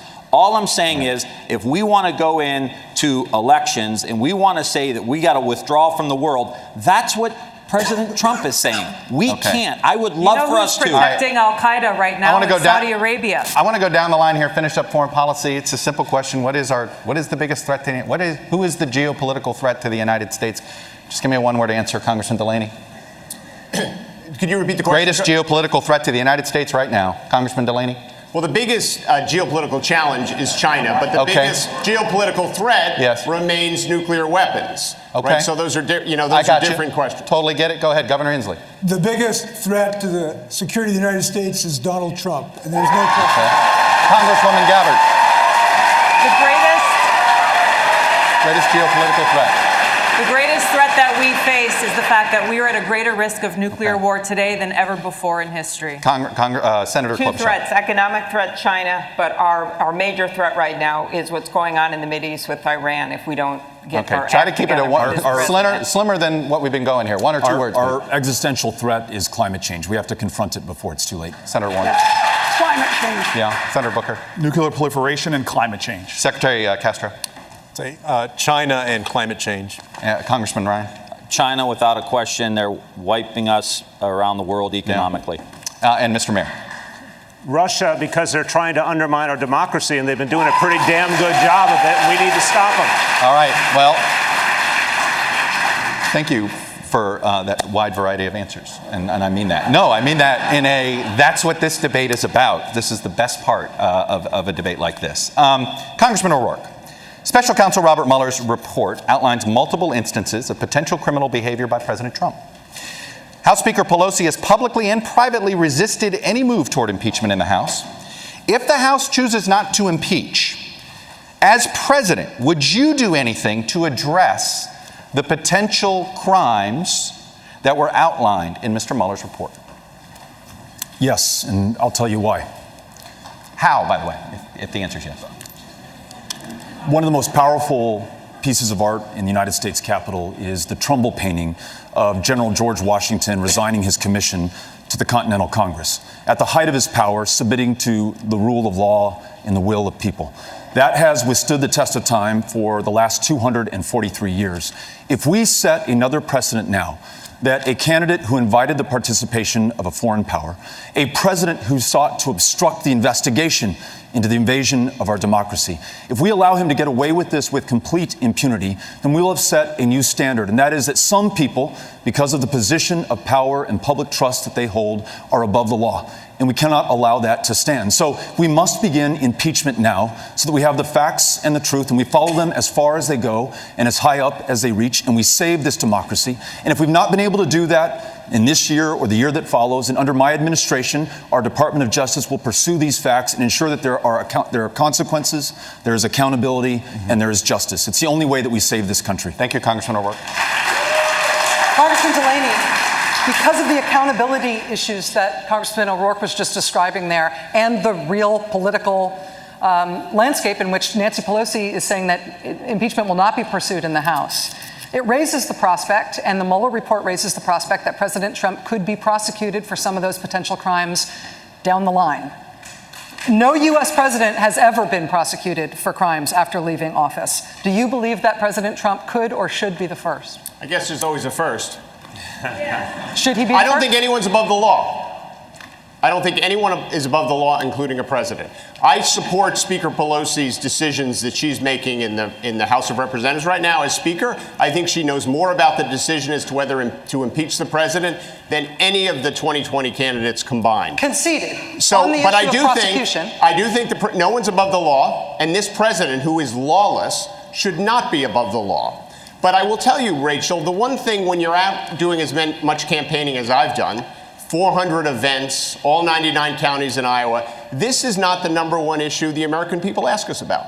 It's not. They want to know what we're going to do for health care, how we're going to lower pharmaceutical prices, how we're going to build infrastructure, what we're going to do to create jobs in their communities. You know, last year in our country, 80% of the money for startup businesses went to 50 counties in this country. There's over 3,000 counties in this country. That's what they care about. They care about what's going on in the public schools. They care about what's going on with jobs in their communities, with their pay, with their health care, with infrastructure. These are the issues. These kind of kitchen table, pocketbook issues are actually what most Americans care about. They never ask about the Congressman, thank you. Your time is up. They never ask about it. They want to know how we're going to solve these problems. Time, sir. Here's the thing. Senator, if we let the Republicans run our elections, and if we do not do something about Russian interference in the election, and we let Mitch McConnell stop all the backup paper ballots, then we're not going to get what we want to do. I got to sneak in. We blew through a break, which was good news to give you more time, so I got to sneak one in now. More of this debate. It's picking up here. It continues right after this.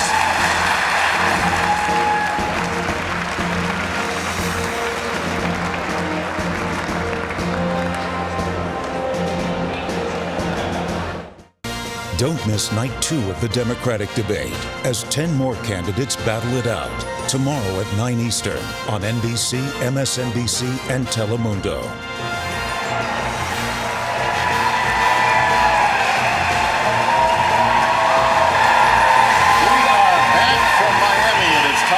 For closing statements, each candidate has 45 seconds. We want to begin with former Congressman Delaney. Closing now? Closing. Okay, 45 seconds. we could go on. Together, we are on a mission. We're on a mission to find the America that's been lost through infighting, lost through inaction. We're so much better than this. We're a country that used to do things. We saved the world. We created the American dream for millions of people like myself, the grandson of immigrants, the son of a union electrician who went on to become a successful business leader and create thousands of jobs. But we did these things with real solutions, not with impossible promises. And those are the roots that we have to get back to. I'm running for president to solve these problems, to build infrastructure, to fix our broken healthcare system, to invest in communities that have been left behind, to improve public education. I just don't want to be your president to be your Congressman, president. your 45 I seconds want is to over. be your president to do the job. Thank you, This is sir. not about me. This is about getting America working again. Thank you. Mayor de Blasio, Mayor, your closing statement. It matters. It matters in this fight for the heart and soul of our party that we nominate a candidate who has seen the face of poverty and didn't just talk about it, but gave people $15 minimum wage. It matters that we nominate a candidate who saw the destruction wrought by a broken healthcare system and gave people universal health care. It matters that we choose someone who saw the wasted potential of our children denied pre-K and gave it to every single one of them for free. These things really matter. And these are the things that I've done in New York, and I want to do the same for this whole country. Because putting working people first, it matters. We need to be that party again. Let's work together. With your help, we can put working people first again in America. Thank you, Mayor de Blasio. Right on time. Governor Inslee, 45 seconds. Trudy and I have 3 grandchildren. We love them all. And when I was thinking about whether to run for president, I made a decision. I decided that on my last day on earth, I wanted to look them in the eye and tell them I did everything humanly possible to protect them from the ravages of the climate crisis. And I know to a moral certainty, if we do not have the next president who commits to this as the top priority, it won't get done. And I am the only candidate, frankly, I'm surprised. I am the only candidate who's made this commitment to make it the top priority. If you join me in that recognition of how important this is, we can have a unified national mission. We can save ourselves. We can save our children. We can save our grandchildren. And we can save literally the life on this planet. This is our moment. Governor, thank you. Congressman Ryan, your 45 seconds. There's nothing worse than not being heard. Nothing worse than not being seen. And I know that because I've represented for 17 years in Congress a forgotten community. They've tried to divide us, who's white, who's black, who's gay, who's straight, who's a man, who's a woman. And they ran away with all the gold because they divided the working class. It's time for us to come together. I don't know how you feel, but I'm ready to play some offense. I come from the middle of industrial America, but these problems are all over our country. There's a tent city in LA. There's homeless people and people around our country who can't afford a home. It's time for us to get back on track. The teacher in Texas, the nurse in New Hampshire, the waitress in Wisconsin, all of us coming together, playing offense with an agenda that lifts everybody up. Thank you, I will only Congressman. promise you one thing. When I walk into that Oval Office every morning, you will not be forgotten. Thank you, Your Congressman. voice will be heard. Thank you. Congresswoman Gabbard, you have 45 seconds for your closing. You know, our nation was founded on the principles of service above self. People who fled kings who literally prospered on the backs and the sacrifices of people. Coming here to this country, instead putting in place a government that is of, by, and for the people. But that's not what we have. Instead, we have a government that is of, by, and for the rich and powerful. This must end. As President, our White House will be a beacon of light, providing hope and opportunity, ushering in a new century where every single person will be able to get the health care they need, where we will have clean air to breathe and clean water to drink, where we will have good-paying jobs in a new green economy. Join me in ushering in this new century with peace, prosperity, opportunity, and justice for all. Congresswoman, thank you. Secretary Castro, you have 45 seconds, sir. Me llamo Julián Castro y estoy postulando por presidente de los Estados Unidos. The very fact that I can say that tonight shows the progress that we have made in this country. Like many of you, I know the promise of America. My grandmother came here when she was 7 years old as an immigrant from Mexico. And just 2 generations later, one of her grandsons is serving in the United States Congress, and the other one is running for president of the United States. If I'm elected president, I will work hard every single day so that you and your family can get good health care, your child can get a good education, and that you can have good job opportunities, whether you live in a big city or a small town. And on January 20th, 2021, we'll say adios. to Donald Trump. Senator Klobuchar, the floor is yours. 3 things to know about me. First, I listen to people, and that's how I get things done. That is my focus. I have a track record of passing over 100 bills where I'm the lead Democrat, and that is because I listened and I acted. And I think that's important in a president. Everything else just melts away.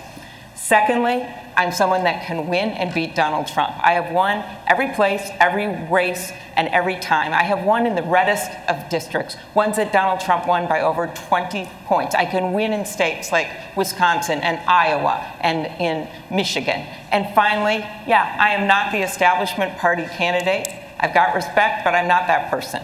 I am the one that doesn't have a political machine that doesn't come from money. And I don't make all the promises that everyone up here makes, but I can promise you this. I'm going to govern with integrity, I'm going to have your back, and I'm going to govern for you. Thank you, Senator. Senador Booker, sus 45 segundos. Gracias.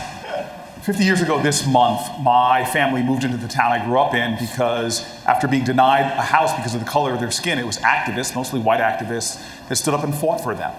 That's the best of who we are as America. And why, when I got out of law school, I moved into the inner city of Newark to fight as a tenant lawyer for other people's rights. I've taken on bullies and beat them. I've taken on tough fights and we've won. And we win those fights not by showing the worst of who we are, but rising to who's best. Donald Trump wants us to fight him on his turf and his terms. We will beat him. I will beat him by calling this country to a sense of common purpose again. This is a referendum on him and getting rid of him, but it's also a referendum on us, who we are and who we must be to each other. It's time we win this election. And the way I'll govern is by showing the best of who we are, because that's what this country needs and deserves. Thank you. Congressman O'Rourke, 45 seconds. Our daughter Molly turned 11 this week. I'm on this stage for her, for children across this country, including some her same age who've been separated from their parents and are sleeping on concrete floors under aluminum blankets tonight. If we're going to be there for them, if we're going to confront the challenges that we face, we can't return to the same old approach. We're going to need a new kind of politics, one directed by the urgency of the next generation. Those climate activists who are fighting not just for their future, but for everyone's. Those students marching not just for their lives, but for all of ours. We'll need a movement like the one that we led in Texas. It renewed our democracy by bringing everyone in and writing nobody off. That's how we beat Donald Trump. That's how we bring this great country together again. Join us. This is our moment, and the generations that follow are counting on us to meet it. Thank you, Congressman. Senator Warren, you have 45 seconds for the final statement of the evening. Thank you. It's a great honor to be here. Never in a million years did I think I would stand on a stage like this. I was born and raised in Oklahoma. I have 3 older brothers. They all joined the military. I had a dream growing up, and my dream was to be a public school teacher. By the time I graduated from high school, my family didn't have the money for a college application, much less a chance for me to go to college. But I got my chance. It was a $50 a semester commuter college. That was a little slice of government that created some opportunity for a girl, and it opened my life. I am in this fight because I believe that we can make our government, we can make our economy, we can make our country work, not just for those at the top, we can make it work for everyone, and I promise you this, I will fight for you as hard as I fight for my own family. We would like to thank all of the candidates who participated with us tonight, and that will do it for night 1 of this 2-night event. And guess what? We've got 10 more candidates tomorrow night. We certainly hope you will join us then, but for now, that concludes our coverage of this first Democratic debate from Miami. For Savannah, Jose, Chuck, and Rachel, I'm Lester Holt. Have a good night, everyone.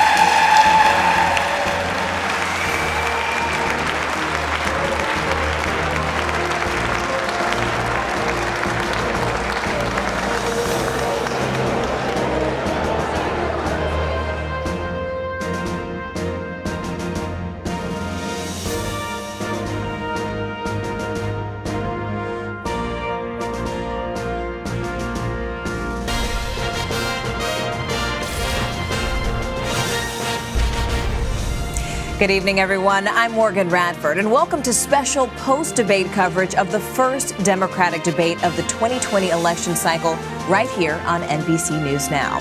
We just wrapped up night one of the first Democratic debate, and we've got a lot to talk about. The top 4 frontrunners going into tonight were in the top 5 for the most airtime. That's Elizabeth Warren, Cory Booker, Beto O'Rourke, and Amy Klobuchar. Also in the top 5 was Julian Castro. And not surprisingly, it was a night that was all about the issues. We heard from the candidates on things like immigration, free college, health care, the Iran deal, abortion, gun violence, the Supreme Court, climate change, police violence, and of course, LGBTQ rights. So to break down what we saw this evening, we're bringing our panel back in. We have Republican political consultant Sir Michael Singleton, Politico reporter Alex Thompson, and MSNBC political analyst Zerlina Maxwell. They're here with us to talk about the highlights. Alex, did anyone surprise you tonight? Oh, I think Secretary Castro clearly had the most surprising night. Both his ability to really have his finger on the pulse on certain policy issues, but I think he really caught Beto O'Rourke off guard by kind of hitting him from the left on this question about, is it a crime to cross the border?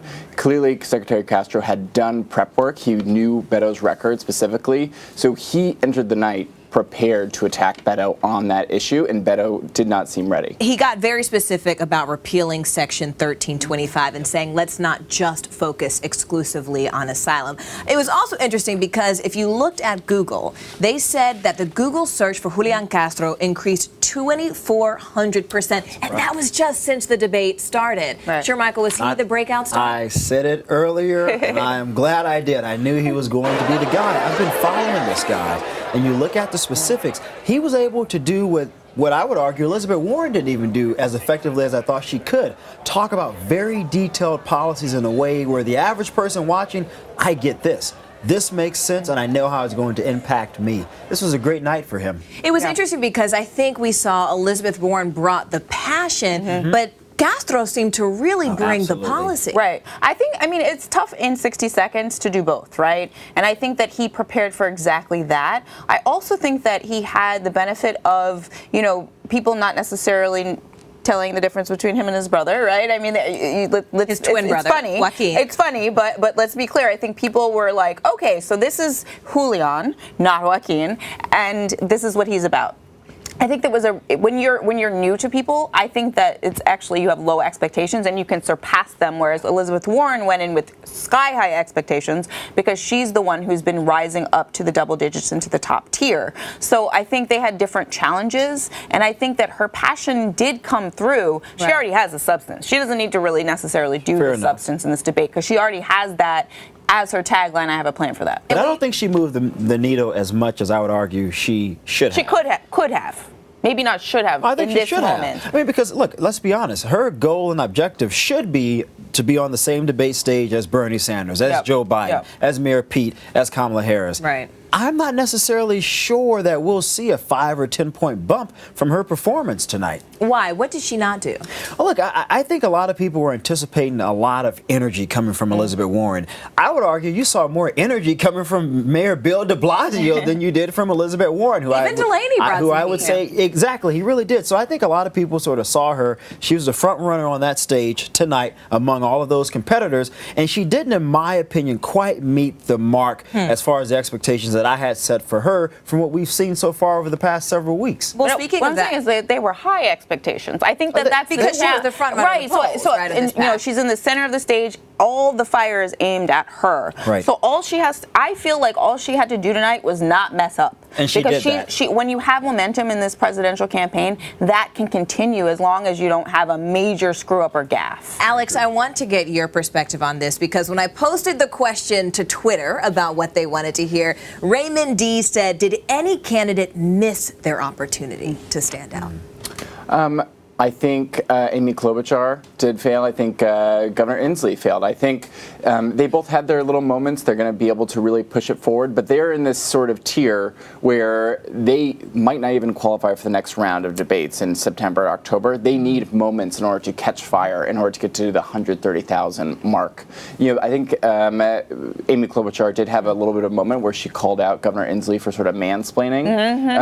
But otherwise, I think she said women had been here on the front lines. And right. issue for a very long time. He tried to act like he was the only one standing up for women's rights. That's right. Sir, who are you talking to? Which was interesting because my question was, what about the identity politics tonight? I think we all had the moment when we saw Beto come out and he was speaking Spanish. Julian spoke Spanish. Cory Booker spoke Spanish. But it wasn't just that, because más allá que el español, beyond the Spanish, we also saw that Cory Booker spoke explicitly about his connection to the black community. De Blasio said, oh, by the way, I've got a black son who is named Dante. And he made his own connection. So did it work? Did their reaching into their identity politics book? You don't think so? That did not work. No, that did not work. It was like pandering 102. Oh, you did not like that? No, I did not. I mean, so when Julian did it, he also talked about African Americans. I noticed that. Yeah. The same thing about Cory Booker. Talked about the Amy Church. Exactly. I mean, did you not see the expressions on Cory Booker? It became an immediate meme. Right, in Elizabeth Warren's face. Because Beto spoke Spanish. Yeah. I mean, they were looking at him like, what is happening right now? Like, really?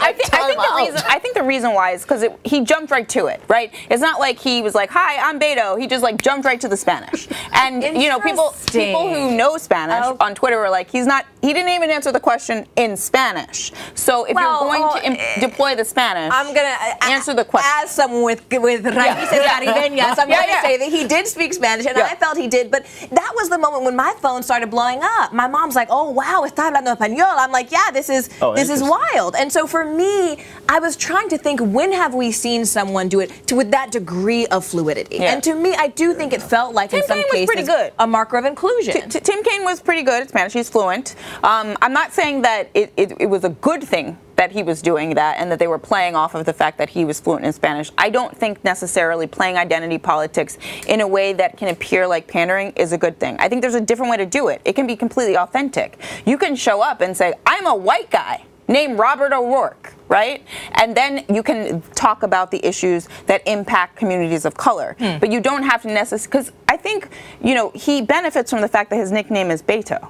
And he benefits from the fact that some people looking at him may not know that he's a white man named Robert. Interesting. Right? Which, to be clear, in Spanish, Beto is the shortened version of Roberto, Robertico. It's how you say. So he grew up and he has pictures of himself young wearing a shirt that says Beto. So, you know, he authentically has an experience and a connection with that community. But Alex, what about when you heard de Blasio talk about his son? What did you think when that I think it was one of the best moments of his debate. And I think he actually was maybe not as big of a star as Julian, but certainly a breakout star of this debate.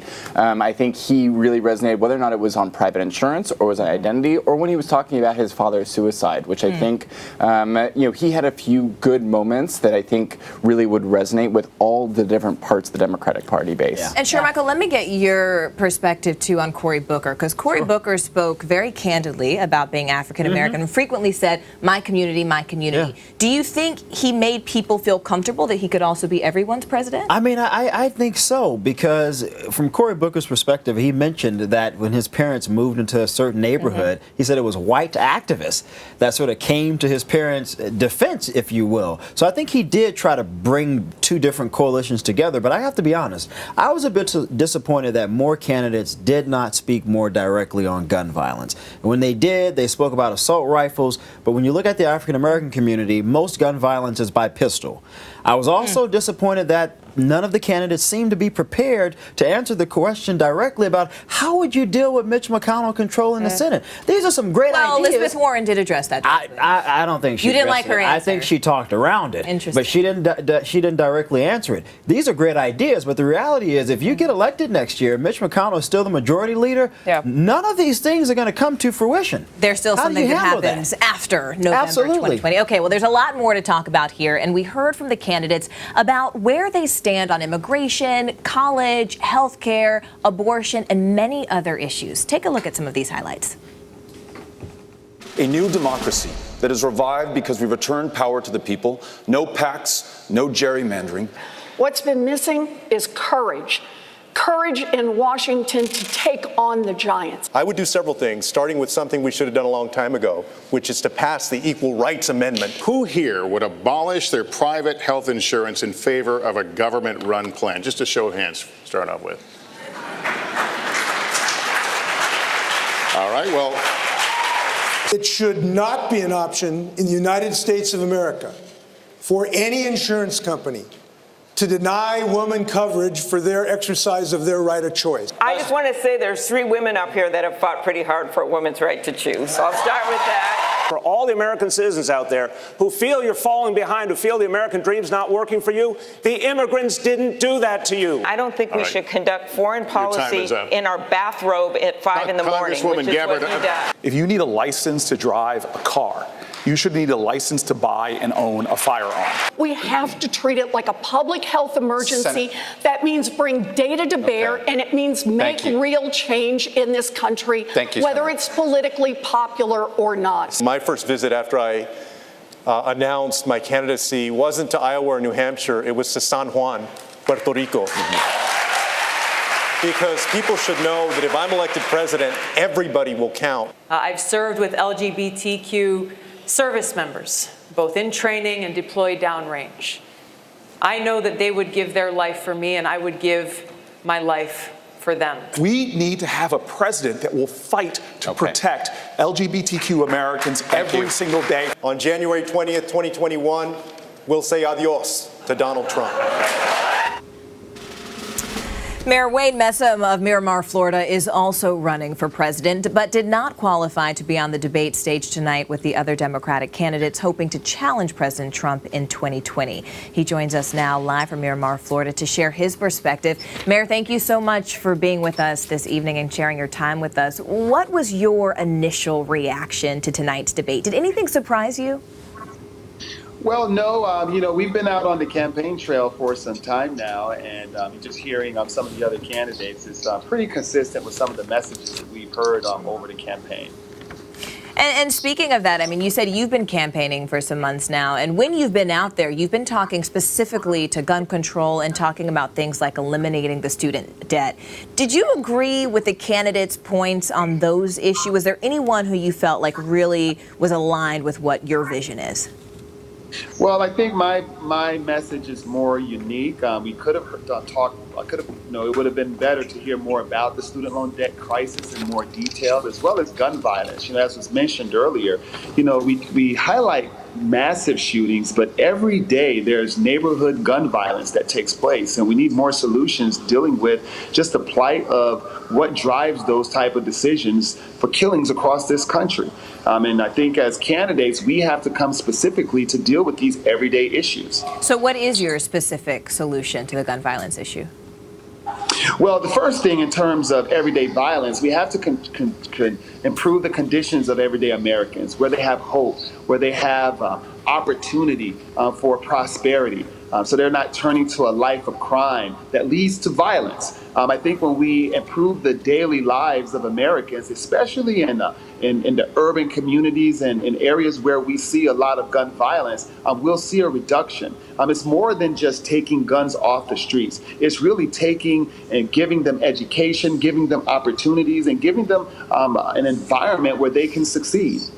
And is there anything besides the gun control issue that you specifically feel like you could have brought to the debate stage tonight if given the opportunity?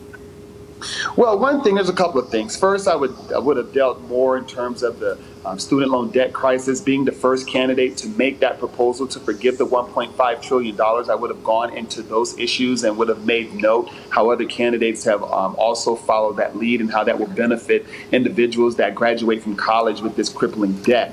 The other thing, too, is about winning. We have to attract and motivate those individuals who would vote for a Democratic nominee who feel disenchanted. In all candor, if we're not speaking to those individuals that feel like we have solutions for them, that we will improve their lives, that the system can be tilted back in their favor instead of, rich corporations and the richest of Americans. Like in my state in Florida, elections are determined by 20, 30,000 votes. And those are individuals that basically just stay home. When you have 100,000 registered voters that just stayed home because they weren't motivated. In Florida, that is going to be critical. And we have to speak to those voters.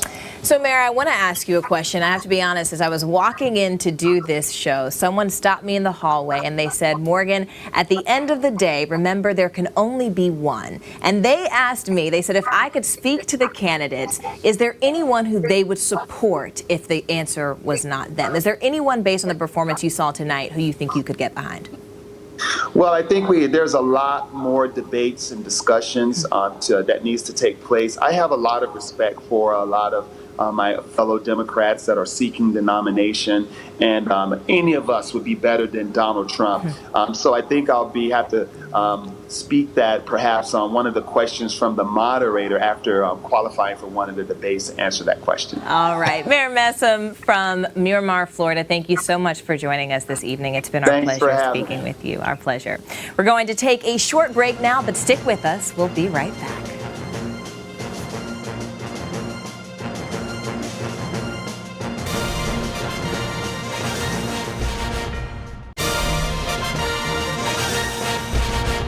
The gloves came off tonight as 10 of the 25 Democratic contenders took to the stage debating topics like health care, immigration, and guns. But how many of their claims were true? NBC's Jane Tim is in Miami, where she's been fact-checking the candidates all night long. Jane, what did you find? You know, we had a pretty clean debate, Morgan. I've been doing this for a while. I'm here in this NBC workspace, and we were typing away, checking every claim, every number that came across our desks. It was a pretty clean debate. A few things I wanted to bring up. We saw Julian Castro tie the tragic death of that father and daughter to Trump's own immigration policies. And we checked that. It is true that the president has instituted with his administration policies that slow the number of asylum seekers that can enter the country each day and claim asylum. And this was something that, according to the reporting in Mexico, is one of the things that motivated this father to risk his life and cross the Rio Grande when he was tragically killed.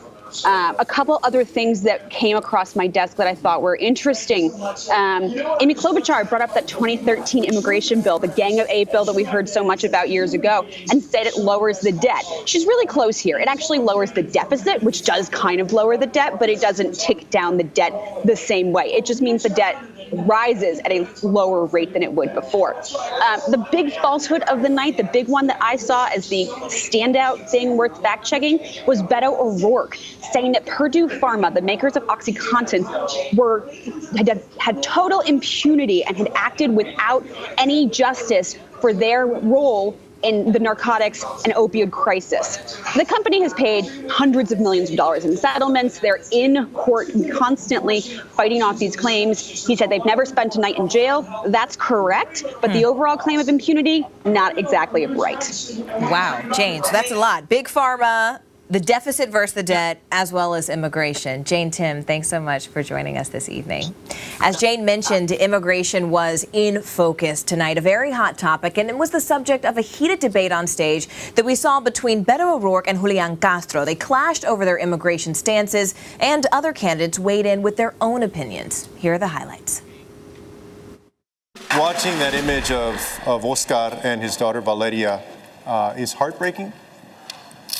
It should also piss us all off. If I were president today, I would sign an executive order that would get rid of Trump's zero tolerance policy, the Remain in Mexico policy, and the metering policy. This metering policy is basically what prompted Oscar and Valeria to make that risky swim across the river. On day one, I will make sure that, number one, we end the ICE policies and the customs and border policies that are violating the human rights. I will make sure that we reinstate DACA, that we reinstate pathways to citizenship for DACA recipients, and to make sure that people that are here on temporary protected status can stay and remain here. For all the American citizens out there who feel you're falling behind, who feel the American dream's not working for you, the immigrants didn't do that to you. The big corporations did that to you. Some of us on this stage have called to end that section, to terminate it. Some, like Congressman O'Rourke, have not. And I want to challenge all of the candidates to do that. As a member of Congress, I helped to introduce legislation that would ensure that we don't criminalize those who are seeking asylum and refuge in this country. If you're fleeing desperation, then I want to make sure that you're treated with.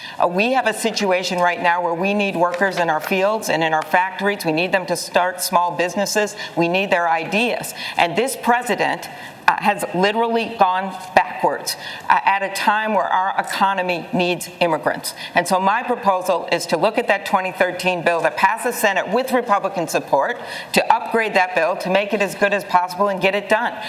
If you go to Guantanamo Bay, there are terrorists that are held that get better health care than those kids that have tried to cross the border in the United States. That needs to stop. And I think the president should immediately ask doctors and nurses to go immediately down to the border and start taking care of these kids. What kind of country are we running here where we have a president of the United States who's so focused on hate and fear and division? And what has happened now, the end result, is now we've got kids literally laying in their own snot with 3-week-old diapers that haven't been changed. Donald Trump the other day tried to threaten me. He thought it was a threat to tell me that he would send refugees in Washington state if we passed the law that I passed.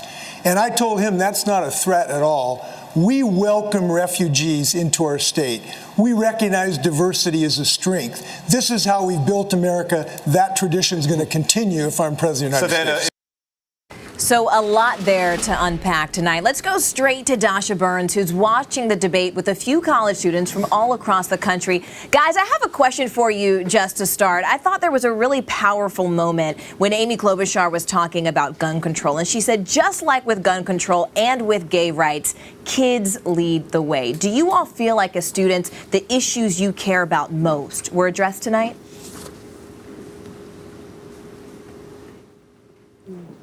I feel like most of the issues that I wanted to hear about were addressed tonight, not maybe as deeply as I wanted to. But I agree with her because, yes, it's been the youth that has put this issue's forefront for everyone to see and pay attention to. Again, the point that I made when we were having our own discussion really was that we are the generation that's really looking for candidates to present their specific policies. Substance. And yes, and we don't want, overall general policies we can pass forward. And I think that these candidates were able to do that tonight. Again, there's so many of them, so there's only so much time that we were able to kind of listen to each person. But I'm really happy to see that, candidates like Warren were able to kind of take their time and lay out specific plans that they have for young people especially. Yeah, one of the moments that really stood out to me, you guys had a pretty visceral reaction to, was the conversation about guns. Warren called it a national health emergency. Give us your thoughts on that. Why was that something that got such a heated reaction from you all? I think that we were all really impressed when she talked specifically about looking at it from a standpoint of doing research and seeing the problems that are underlying and causing this issue in order to find out the way to fix them correctly. And I think that that's what we all want to see, is like solutions that actually have research to back them up. I'm also very interested in the preventative care model that a lot of the Democratic candidates have seemed to suggest tonight, where we look at the root causes of the issue, whether that is gun control or immigration or healthcare. And we notice that there's a lack of economic opportunity, and there's also a lack of care services that are implemented throughout one's lifetime that might result in these really terrible social issues. Did you get the specifics on the economic issues that we talked about in our before the debate that you were hoping for? I mean, Mayor de Blasio specifically kept talking about how he wants to shift the Democratic Party back to being the party of the working class, but never really gave me any, specific policy solutions for it. And the fact of the matter is that Blue Collar America is happening in Pennsylvania, Ohio, Wisconsin, Michigan, those key states that the president won in 2016, because this message resonated with those kinds of voters. Blue Collar America isn't happening as much in New York City as it is in places like that, in places, like me at home in West Virginia. So I felt like that, a lot of the candidates sort of talked about, Elizabeth Warren talked about the poor people, but I felt like it was more about, helping them as poor people and not getting them back on their feet, finding jobs for them and putting them into careers where they can support their families again. You guys talked about a lot of issues that you are really passionate about before the debate. What was missed? Did enough attention get paid to, criminal justice reform and all those other things that you guys talked about?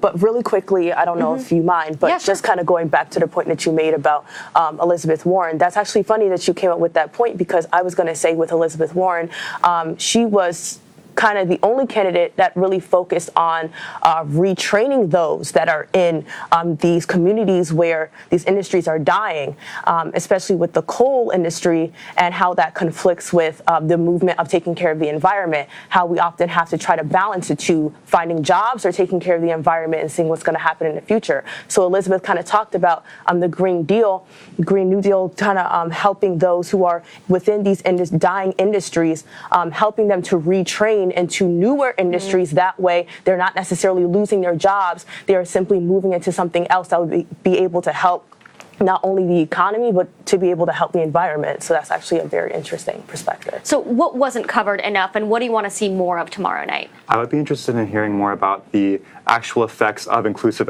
economic opportunity policies. So when we talk about things like universal childcare, which was mentioned once tonight, it could be interesting to hear about how that'll help working women. It'll help communities of color who are trying to get back on their feet. It could benefit immigrant groups. And I'd be interested in hearing about the ripple effect of those policies and how, when we have something like universal childcare, it'll bolster our healthcare system, or it'll bolster our preventative violence system, because we have children who are trained and given attention to from early childhood. What were some eye roll moments? Because I definitely saw some from you guys. Ariane, I saw a lot from you when Cory Booker was talking. I saw a couple, oh God, from you guys. So what were some of those things that you weren't so thrilled about? When Beto spoke Spanish. You didn't like Initially, you didn't like it. I don't want to say I didn't like it, but I think it caught some people off guard, and you could see even some of the other candidates were a little shaken up by that. So I thought that was Booker's expression is trending all over Twitter. I think just as the Spanish speaking went on, I thought that it was great when Beto did it the first time, but then as it continued on with the multiple candidates, I felt like, especially with Booker, it kind of felt like pandering. For some reason, it just didn't feel as genuine coming from him. And I just feel like any moments that didn't feel as genuine coming from the candidates, when we talked about identity politics, when Booker kept talking about his neighborhood repeatedly in kind of the same fashion, I felt like that was an eye roll moment for me. All right, guys, quick lightning round. Who won tonight in your eyes? We'll start with Valentina and go this way. Julian Castro for actually talking policy. Julian Castro. Castro for the same reasons. Wow. Secretary Castro. I think Warren actually did a good job, but I do agree. I thought Castro stood out as one of the lesser-known candidates. I was actually very surprised by Mayor de Blasio's ideas and his messaging. Wow, so Castro kind of stole the spotlight and de Blasio came out a little bit surprisingly. too. Awesome. Well, thank you guys so much for sticking with me and watching this thing with us. Morgan, back to you. Valentina, Kristen, Lex, Joy, Nathaniel, Arian, thank you all so much. I hope to see you all on the debate stage in 2024. You guys take care, and thanks so much for sticking around. Thanks, Dasha. Thank you for weighing in on these issues. We're going to take a quick break, and we'll be right back.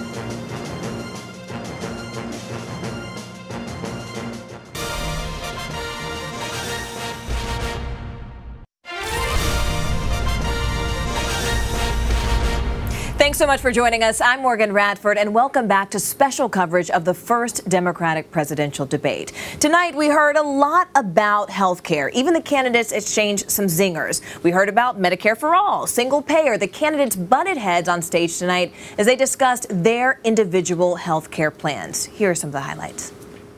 Who here would abolish their private health insurance in favor of a government-run plan? Just a show of hands, start off with. All right, well. The president literally went on TV on Fox and said that people's heads would spin when they see how much he would bring down pharmaceutical prices. Instead, 2,500 drugs have gone up in double digits since he came into office. For the rest of us, for the rest of America, that's what we call at home, all foam and no beer. We got nothing out of it. There are a lot of politicians who say, oh, it's just not possible, we just can't do it, have a lot of political reasons for this. What they're really telling you is they just won't fight for it. Every woman can make her own decisions about her own body and has access to the care that makes that possible. Would you replace private insurance? No, I think the choice is fundamental to Wait, our ability to get everybody cared for. Private insurance is not working for tens of millions of Americans. When you talk about the co-pays, the deductibles, the premiums, the out-of-pocket expenses, it's not working. Insurance companies last year alone sucked $23 billion in profits out of the healthcare system. $23 billion.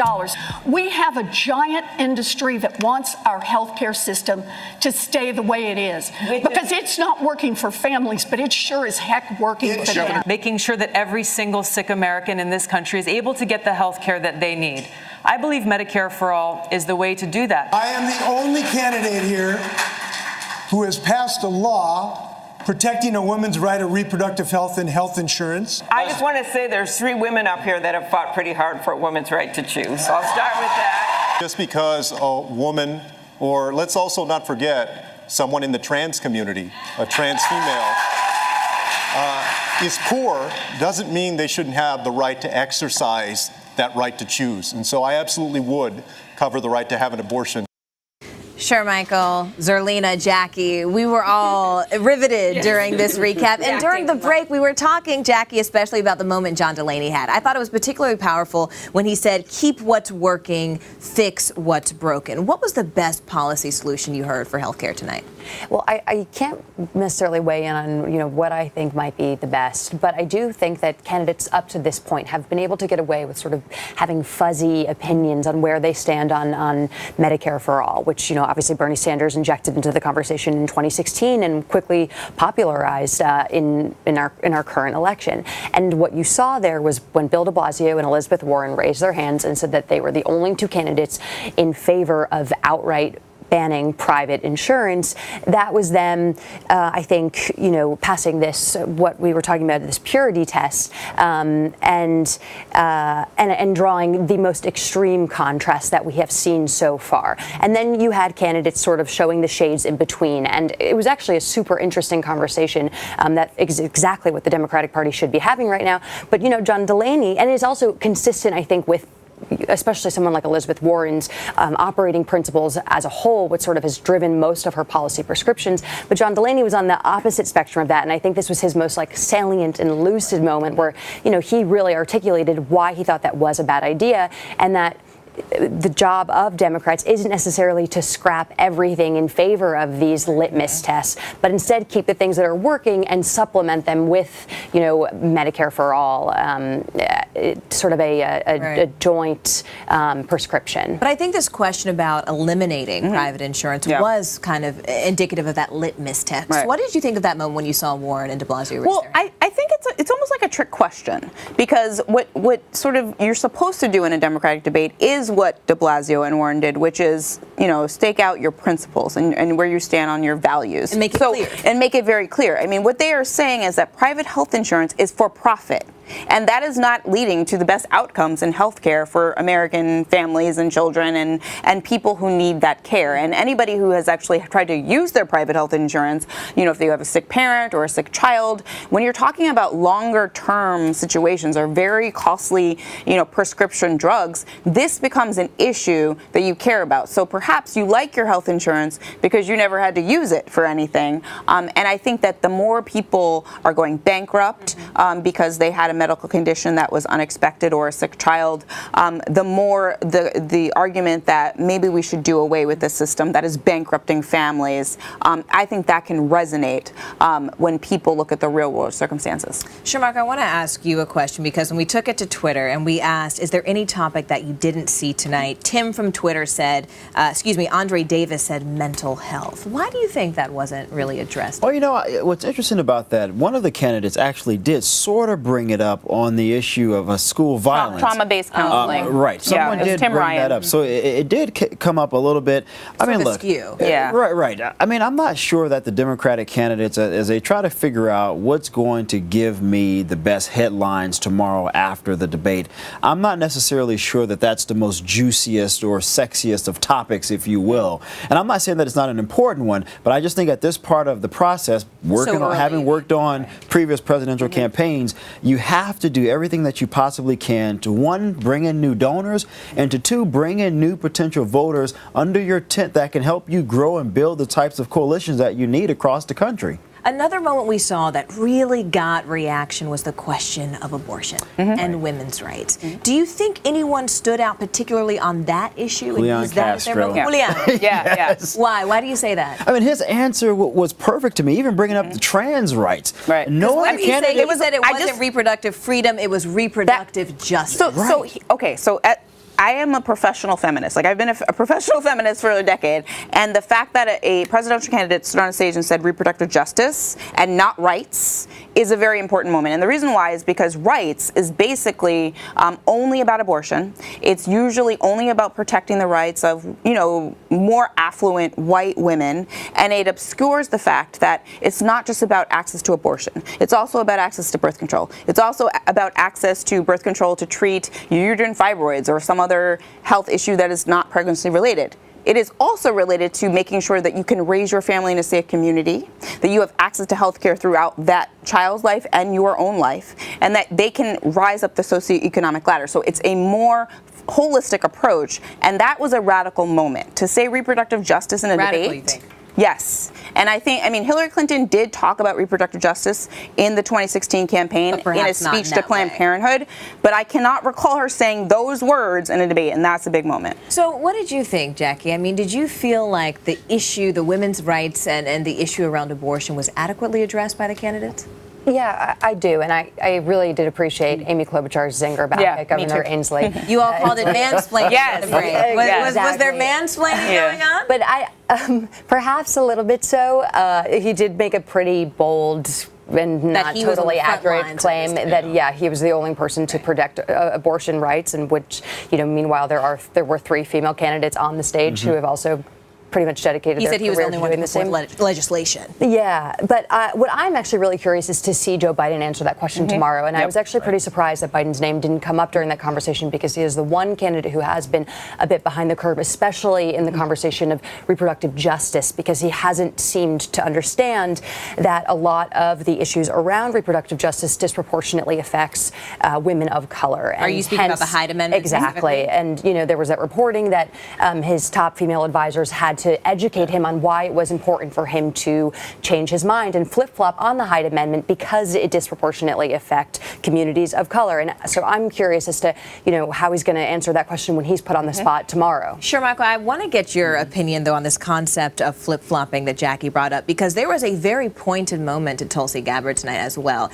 And they said, hold on now. We've looked at your record when it came to gay rights, and she was also someone who changed her position on abortion. Yeah. So what do you think at this stage in the process it does when a candidate has switched their position? I mean, look, every candidate at some point is going to have to respond to previous statements, to previous voting records if they have served in Congress, House or Senate.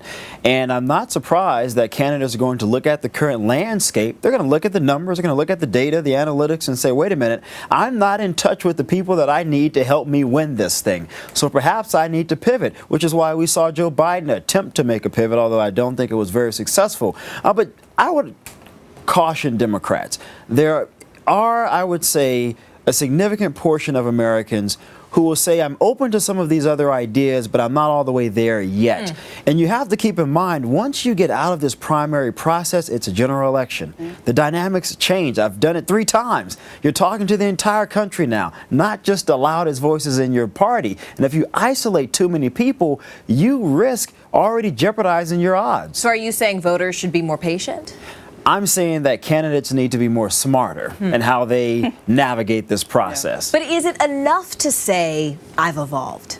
Is that a satisfactory answer for a voter? Well, I think that you need to explain why and how. And I think that what Joe Biden did not do yet, which I think tomorrow, to your point, is a good opportunity, is to explain exactly his transition from the wrong position on Hyde to the correct position, or at least the party's position on Hyde. So you're saying they need to walk the voters through their thought I think he needs to walk people through that process, because he can't be defensive and say, well, that's just what I believed, or this is my personal beliefs because I'm a Catholic and this is my faith or my personal beliefs about abortion as an issue, as opposed to a policy issue that impacts women, right? Because I think the debate that we're having right now about Hyde and about all of these issues related to women's health care has to do with the fact that people who don't personally believe in abortion want to say that you can't have one.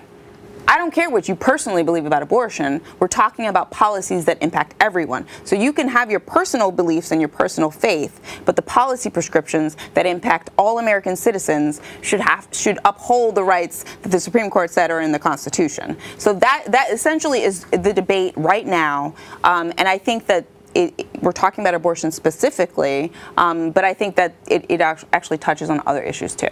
Which is interesting. Where do the role of personal beliefs come in and personal connection? Because we were talking a lot during the break when we heard those college students say, no, we didn't like when we heard Beto speak Spanish. Why did everyone love it when we heard Julian Castro say, reproductive justice for women, but no one liked when Beto said, I'm going to speak Spanish for the Latinos, even though I'm not Latino? I think it's because he didn't answer the question. So I think it's the way that you do it, right? It's more the method than the fact that you're doing it, right? If he had started sort of with a more natural segue into the Spanish, I think it would have come across more authentic. It seemed to be, he jumped right into it, like, oh, let me show you this trick I can do, everybody. I'm going to speak Spanish right now. So you think it was a trick, not a connection?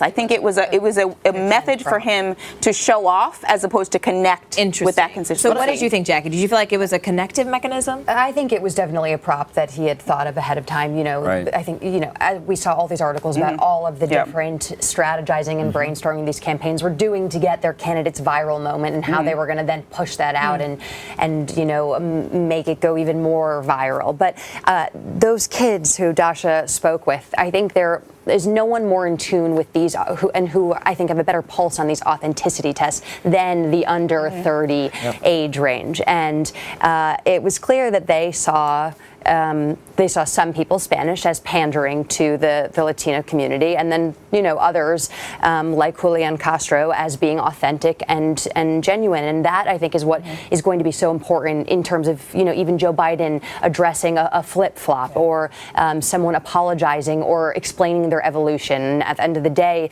I think that's why Obama was so successful, because people really felt that authenticity. And I think you should be able to have a personal belief as a candidate and still recognize I'm the president, I'm supposed to represent and lead the entire country. Therefore, I recognize if I'm not in sync with where the rest of the country is going, I still have to lead with what you guys expect. I think President Obama, to your point, was extremely effective at doing that. These are my personal beliefs, but I recognize what the rest of the country wants and seeks out of me, and I need to try to meet the country where they are. And I think Joe Biden needs to sort of articulate that tomorrow. But how do you do that stylistically so that you still convey this authenticity? This is why I'm not a presidential candidate. I don't think it's difficult, right? For Joe Biden, he can say, look, I'm a Catholic. This is what I believe. There are many, 70+% of Americans consider themselves as Christians. So he's not alone. A lot of people have that belief. However, I do understand the importance of women's reproductive rights, and I want to make sure that I'm on the side of women. Simple. Right. But there is a fine line, though, because when you apologize once, then when does Joe Biden start apologizing for everything? Anita Hill, criminal justice bill. Well, I would argue that some of the things in your list he does need to apologize for. But I do think that that's the trick when you have a long record. It's like when you have this, decades-long record, you're going to have a lot to explain. And I think that, the crime bill is another thing that's going to come up. It came up for Hillary Clinton, even though she wasn't in office. But Joe Biden wrote that crime bill, and there's a lot of black people in prison as a result. And so he's going to have to speak to that constituency and explain, I didn't see these circumstances. I didn't foresee it. The evolution. Right. Well, there's a lot more explaining to do, especially when it comes to Biden tomorrow. So let's save that for tomorrow. And right now, let's go to break, guys. Thanks so much, guys. Let's go to break.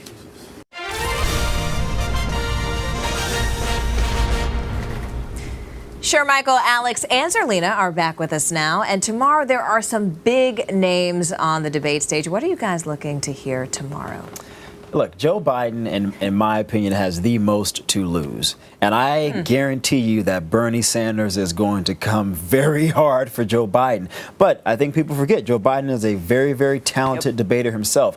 I think Biden has to sort of put himself as, I am the best person to go head to head with Trump. And when they talk about these issues, if I was advising him, I would say, bring up your 8 years with Obama. We did this. I was working on some of these issues that you guys are talking about before. So I have been there. And if you elect me, I'm going to make sure these things come to fruition. And what do you think about the fireworks? I mean, Alex, do you expect there to be more zingers tomorrow night? Oh, absolutely. I mean, you have... Why do you say that? Well, just because you have the front runner on the stage and you have 3 of the other top 5 candidates that are right behind him, and they all want to take him down. Right. And then what you're going to see also is that Mayor Pete and Biden have both had rocky few weeks. Pete is definitely going to get questions about the police officer in South Bend that shot a black man and his response to it. And then Biden also is just going to be taking it from all sides, and everyone's going to be watching. Does he have a senior moment? Does he lose it? Does he get defensive? Because everyone is evaluating how will he look on that stage against Donald Trump. And when you're making an electability argument, you can't falter. Right. And Zerlina, you've been here. You've been through this process before. How does having the front runner, debating the front runner, has that changed your strategy?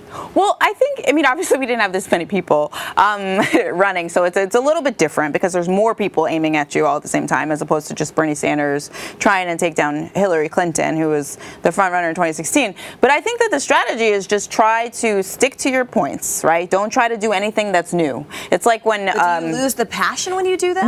Well, perhaps, but I think that the challenge of any presidential campaign is to combine the policy and the passion together. I think that that's why Elizabeth Warren has been rising, because she's always had the passion. She added the policy and has been deliberately releasing that. I think tomorrow the moment is going to be, how does Joe Biden respond to the attacks that are going to come his way inevitably, and whether or not he's going to seem dismissive of some of the younger candidates or maybe the women on stage. I'm looking for that. I'm looking for an awkward Joe Biden gaffe moment. Okay, so you've said awkward. Alex, you said senior moment. Is age going to be a factor tomorrow night? Oh, absolutely. I mean, you're going to have Pete Buttigieg, who's 37, right near Joe Biden, who is 76 or 77. And then Bernie Sanders is 77. He is half their age. If not, they're going to try to do little things, big and small, to try to show that they are younger, more vibrant. And I think, Bernie, when they're going to watch how cranky he gets,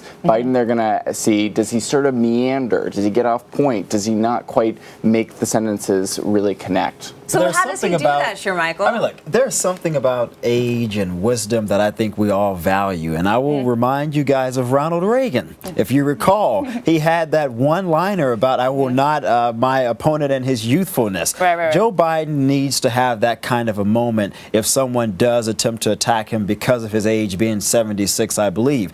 I think, look, when you think about what most voters are concerned about, it's not age. Right. It is who can defeat Trump. It's not race. It's not gender. And this is among Democratic voters. Who can go toe-to-toe with Donald Trump? And right now, most people think that individual is Joe Biden. And that's a huge advantage going into tomorrow night. But I think he's actually the default choice. I think he's a placeholder. I think he's the placeholder for people who don't like Trump. They want to win, and he's a known quantity. There are so many candidates that you've never heard of before, and so you're just learning about them. A lot of people are going to now like Julian Castro and perhaps follow him more closely, and maybe that pulls away from Biden a bit. Well, we saw the gloves come off tonight, and the question is, will they come off again tomorrow? Zerlina, Alex, Shermichael, thank you so much for sticking around all night, all 4 hours with us. We look forward to seeing you again tomorrow. And again, thank you to Jackie, thank you to Dasha, and our entire group of college students. That's all for us here in New York. We look forward to seeing you tomorrow right back here, starting at 8 p.m. Eastern with our debate pre-show. Then Night 2 from Miami kicks off at 9 p.m. Eastern. You're looking right here at your screen at the faces you will see on the stage under those bright lights. Thank you so much for watching. We'll be with you tomorrow. Have a great night.